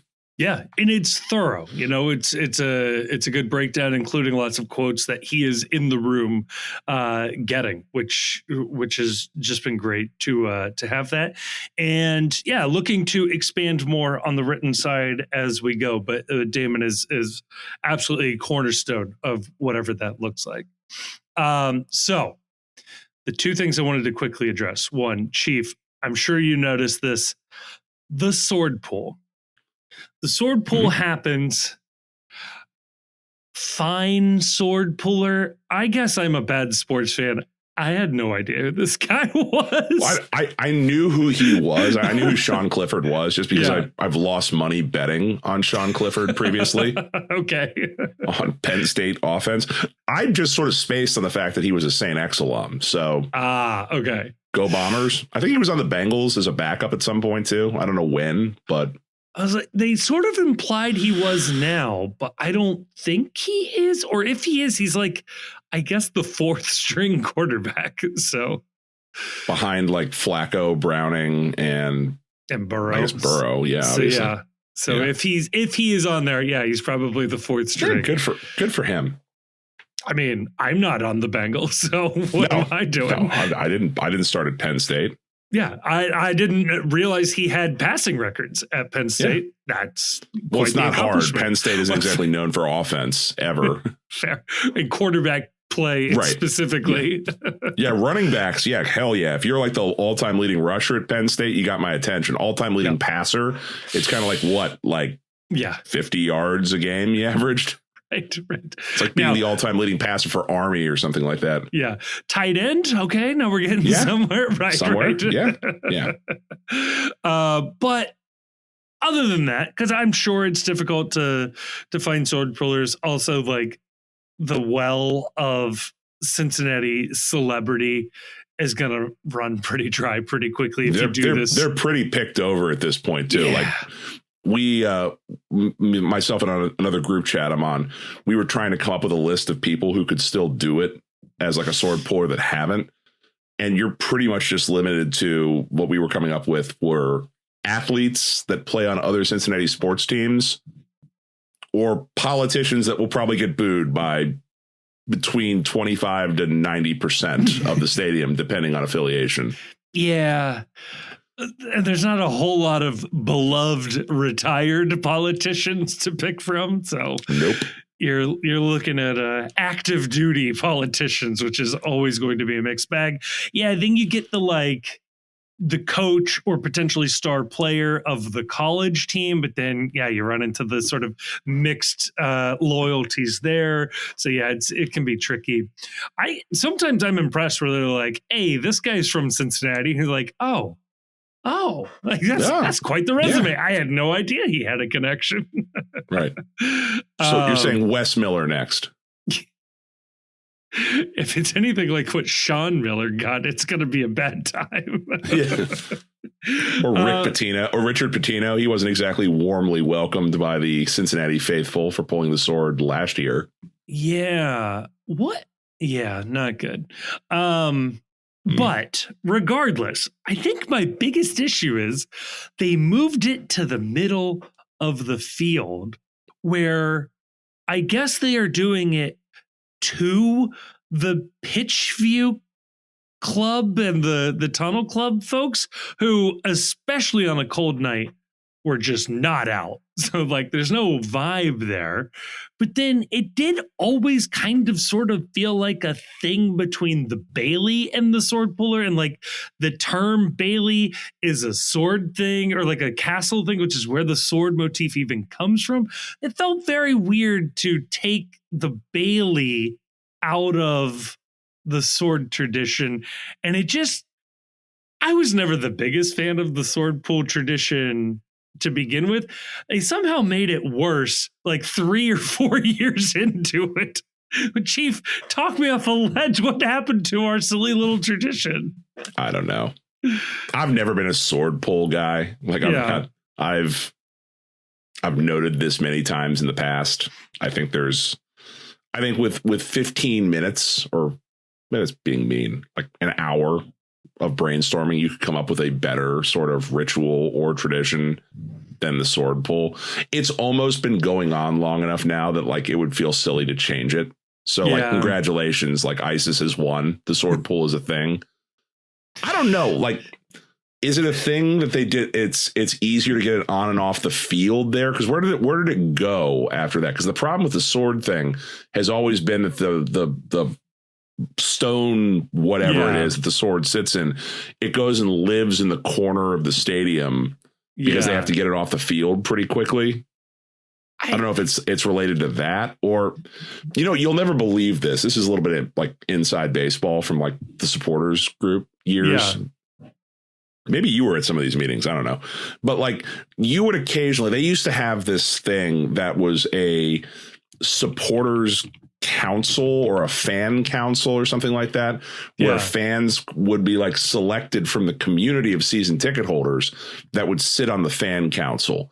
And that was a big thing. People had to get nominated to join the fan council, and somebody had to write an essay or whatever, and they would meet once a quarter. And it was a separate thing from when they would meet with the SGs to talk about Bailey type stuff. This was more general stadium type things. Yeah. And I got invited to a couple of those by, various people that were, involved in this at the club. Right. Just hey, can you come and, be a voice from the SGs when I was, doing that sort of stuff. You would be shocked at the number of bad ideas that came out of the fan council. And, if you were on the fan council, God love you. I'm sure you are probably not the person I'm talking about. Right. I'm guessing based on the comments, the people I'm referring to are not podcast listeners of the FC. But there was a constant bitch, and it was a bitch. It was not well-founded critique. It was just complaining that too much of what goes on in the stadium is Bailey focused. Okay.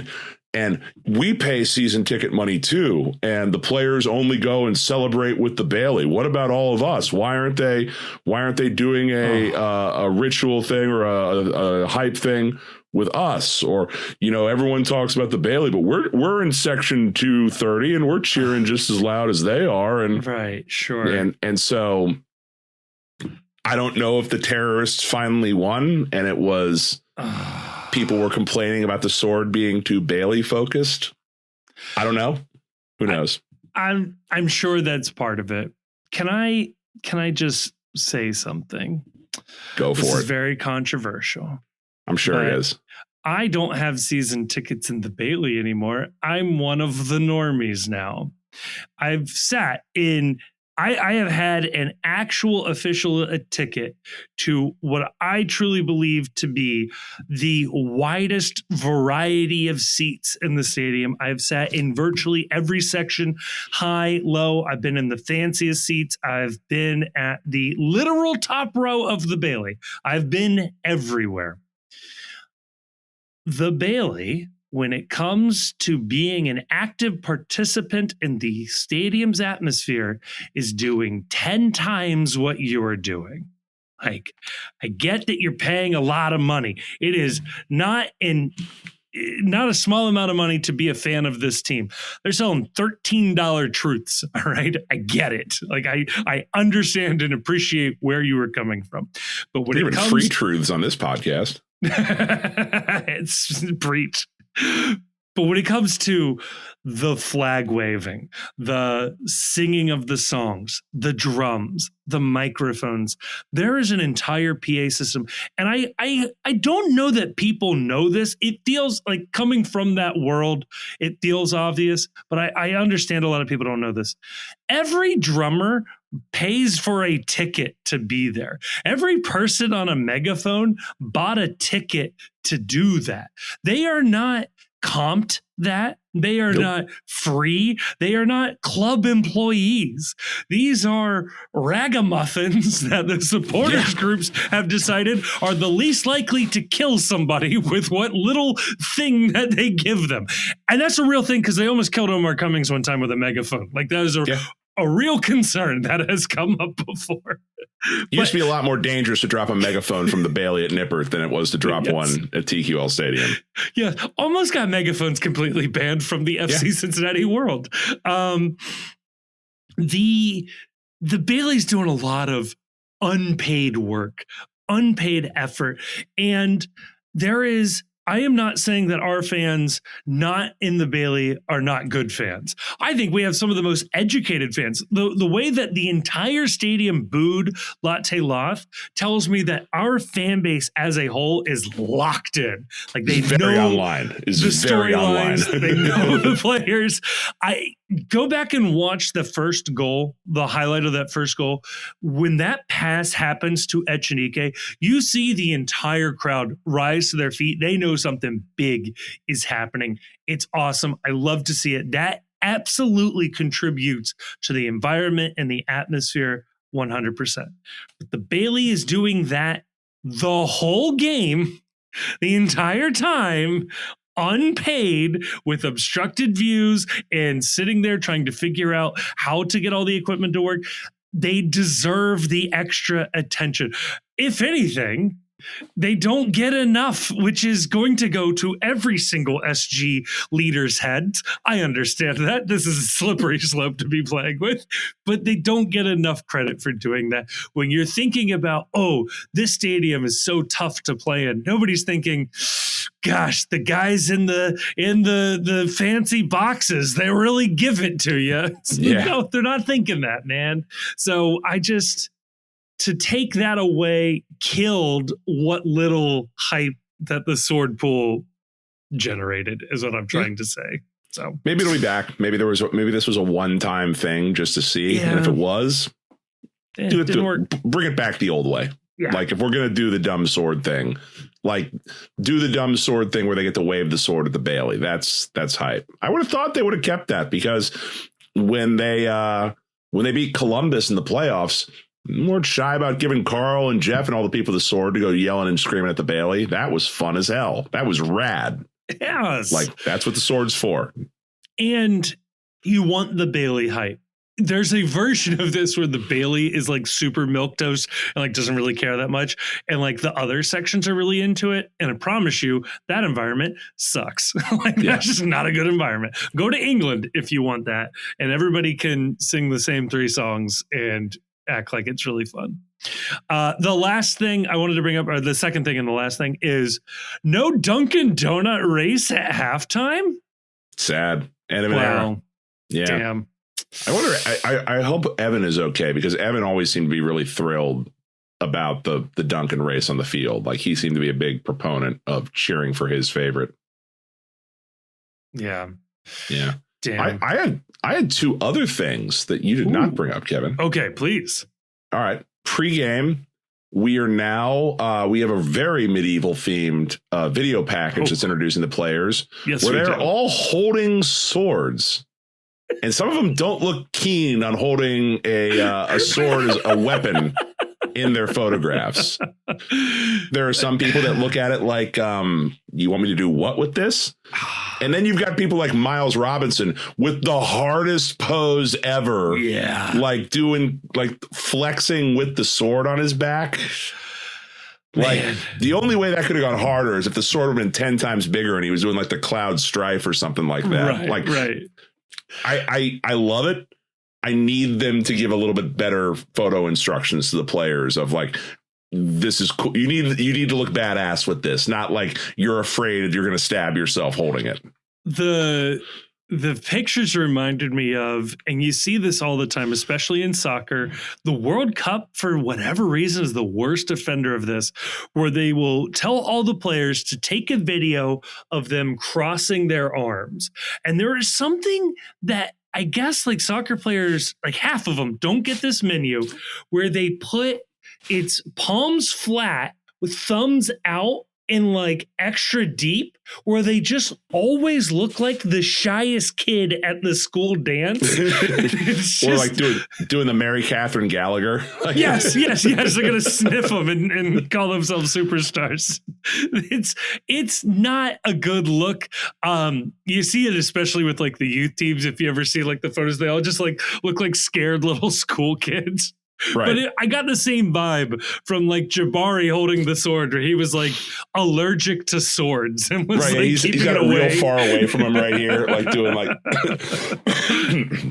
afraid he's going to cut his own head off or something with it. It's like, my man, I guarantee you they didn't give you a sharp sword. I guarantee you this is blunted in some way. It's not going to get you. No. So I thought that was good. And what else did you notice? And number two, Kevin, did you notice? Oh, There is a new voice of TQL Stadium. We have a new stadium public address announcer. I didn't notice and only learned this well after the fact, after the game. Yeah. It was subtle, but if you listened, it was a little different. Yeah. The cheese dickery on the way some lines were delivered had been increased a little bit. Yeah. The player intro is a little different now. We're talking about what player wearing a number as opposed to not just number 19 or number 12. Yeah. I don't know. Good luck. Yeah. Just don't be John Horton and everything will be all right. Oh, is that the guy who did the accents? Yeah, don't do that. That was bad, especially given how far-ranging the team comes from these days. Yeah, I don't want to hear him doing, Kevin Denke or Sammy Yeedy. I don't need that controversy in our lives. Yeah, what's the Moroccan accent? Like, hey man, maybe we don't do this. Don't. Maybe we don't know. Maybe we just don't find out. I did find it was funny that clearly a disconnect between. This was the only thing I noticed. I didn't realize it was a new voice. There was a disconnect between what the video was saying the position of the player was and what the announcer was saying the position of the player. I've noticed this trend across a lot of different platforms is they're calling our wingbacks forwards, which I don't think is right. That's not right. I would accept midfielder or defender. I don't think forward is right. And right. I think the video called them forwards and the announcer called them midfielders, something like that. So. Playing with 4 forwards, it's a bold choice. Yeah, I know, right? When you list out the formation that way, you're like, this team is nuts. Pat Noonan's a madman. The other thing that I thought was off is that, so a few years ago, it used to be they would introduce everyone in the position group, starting with goalkeeper, and then they would move to defenders, midfielders, forwards, and it would just go in order. A few years back, when Lucho was prime Lucho, they made the switch that they would announce Lucho last because he was the team captain, and they would announce him as the captain, Lucho Acosta. And then it would make sense. Oh, that's why he's being introduced last. Probably it was an ego play for Lucho. Like, we want to make sure we're petting the dog a little bit. Yeah. But then that continued, that they would always introduce the captain last, and they would say that this is the captain, and all of a sudden it would make sense. This year, they introduced Miles Robinson last, but didn't announce him as the captain. And if you don't announce him as the captain, it just feels like you forgot him during his position group and had to circle back. Like, oh, my bad. I forgot Miles is back there too. Yeah, especially too when Denke is usually the second to last one. So then you start going like, okay, well, wait, then should you have done Evander third to last? And then does it just become like, we're just going to go down last? Yeah, or an order of salary. Everyone gets really embarrassed when they're the first name read. It's like, oh, God damn it, guys, really? And then it's like by budget hit, right? So the U22s get announced first, even though they're making a little bit more money. It's a whole mess. So, it's like the homegrown guys and the Generation Adidas guys get read first. Right. On a supplemental roster spot. It's, oh man, you don't have to throw that in. It would make the games a lot more awkward if they were like actually announcing their salary as they should do this in college basketball too, because I really do want to know when I'm watching a game and my team gets trucked, I do want to know how much money the other side's making. Like, we talk about that in all other sports. Like, why are we ignoring that in this one specific context? Especially when like college basketball, it could be wild. Like, you don't know if like that tiny little mid-major has like a super donor who bought them 2 players, right? But they're like multi-million-dollar players, but 2 players, and you're like, okay. Yeah, I want to know that for gambling purposes and for how angry I am at the result of this game. Right. Because same bonds. Like, how did we lose to that? And you're like, oh wait, no, they're getting bankrolled. Okay, it's a little easier to take this. I mean, you could do that to the other team. That would be kind of a troll move, is to announce their salaries, it's like you were announcing them. Making a scant $109,000 it's league minimum.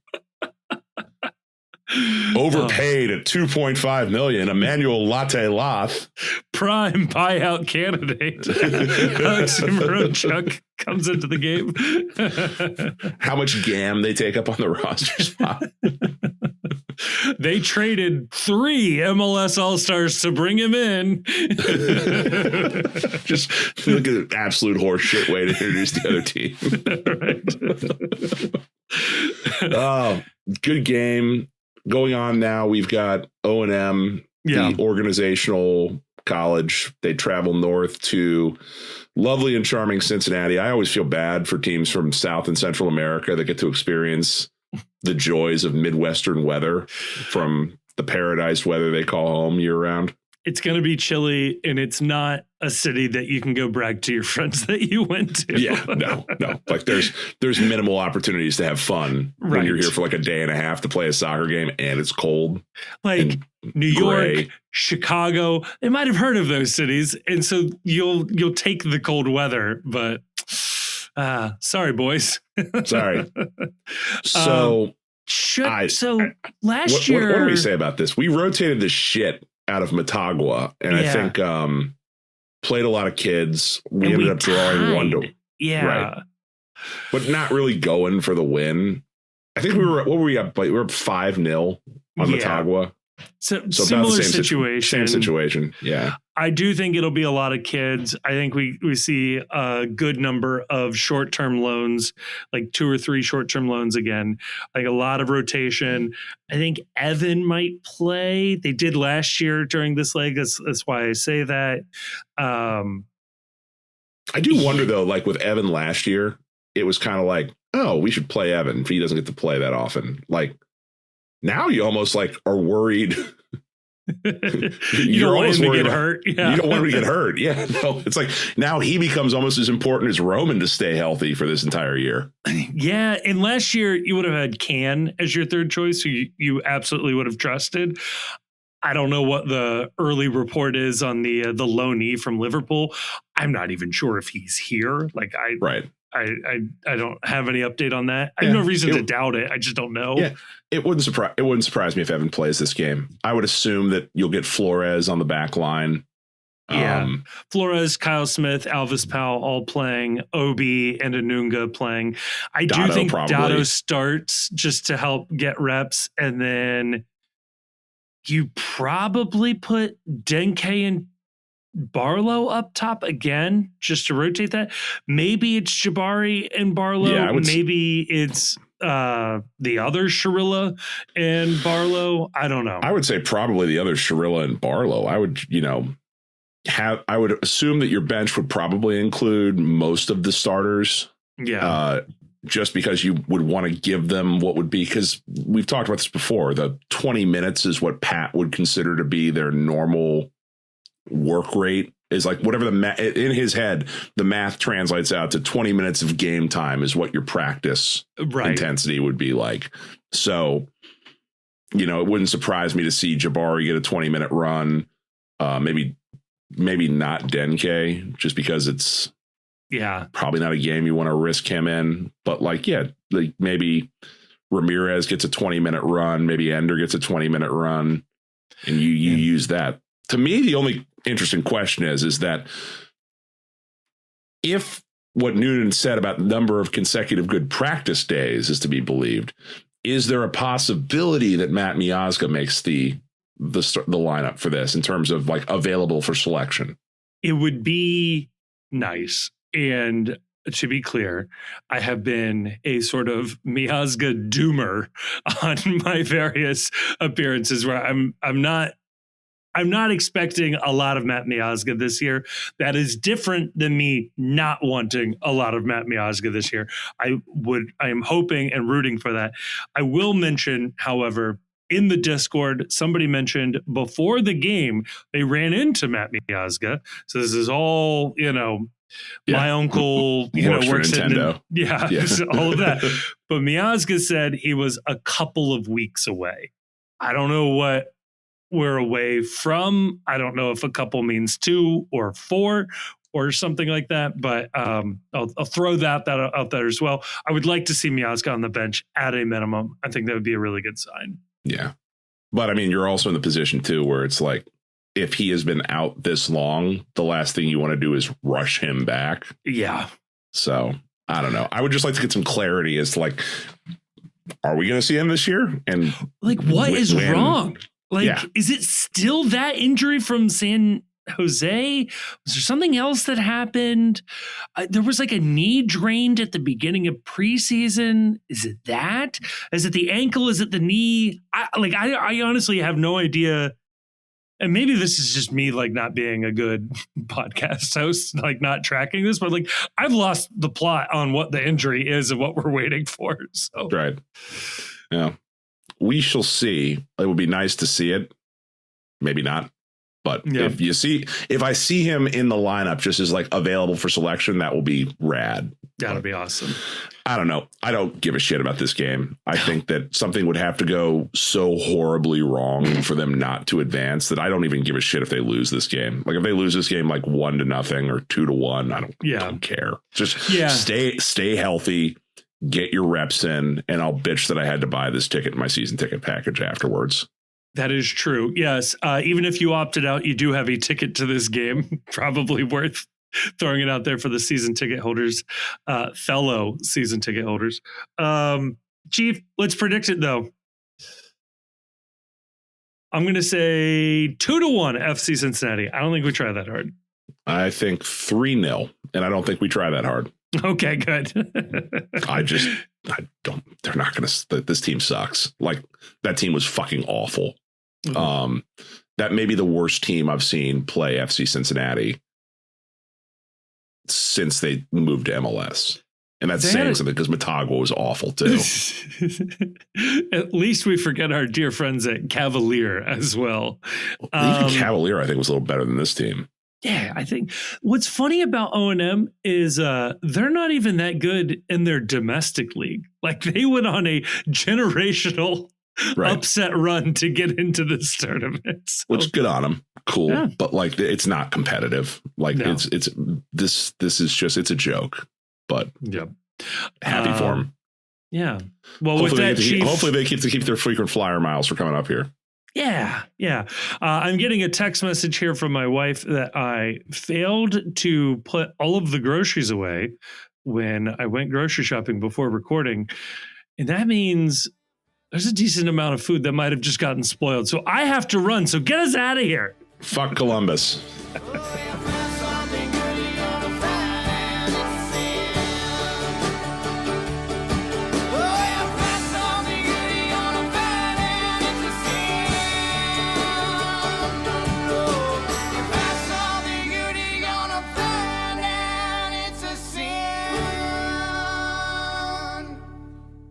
The Cincy Postcast is a production of The Post Cincy.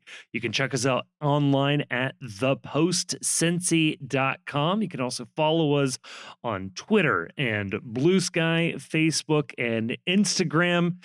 Twitter and Blue Sky, though, you'll find we're a little more active than the other places. We're also on YouTube, where you can listen to this episode if you aren't listening to it already. We are also putting up video content semi-regularly, including the Away Days series. We want to give a huge thank you to Jim Trace and the Makers for providing the music for this episode. They are a lovely band, and you can find more information out about them in the description of this episode. And if you happen to enjoy what you just heard, can I please ask that you like us, that you rate us on whatever app you're listening to, and maybe more importantly than all of that, share this episode with a friend. When it comes up at work, you're talking about FC Cincinnati, I say, hey, I listened to an FC Cincinnati podcast. I think you guys will like it. It would really, really help us out. Nothing helps a podcast travel more than a good recommendation from a friend, family member. That would be awesome. When it comes to the sorting algorithms that control our lives, a 5-star review would be much appreciated. Also, leaving a sort of written review weirdly does more than that. That's how the algorithms work. So maybe say a nice or a mean thing, whatever, just as long as you give us 5 stars, that'll really, really, really help us out. And if you are looking for more MLS content, check out our other podcast, The World's Gam. Again, a link will be in the description of this episode. That is where we touch on league-wide storylines and news, and we talk about other games and a couple other teams in there as well. I think you will enjoy it if you are just dipping your toes into Major League Soccer. A huge thank you to all of our sponsors, a even bigger thank you to all of our patrons over at Patreon, but maybe most importantly, thank you for listening to this episode.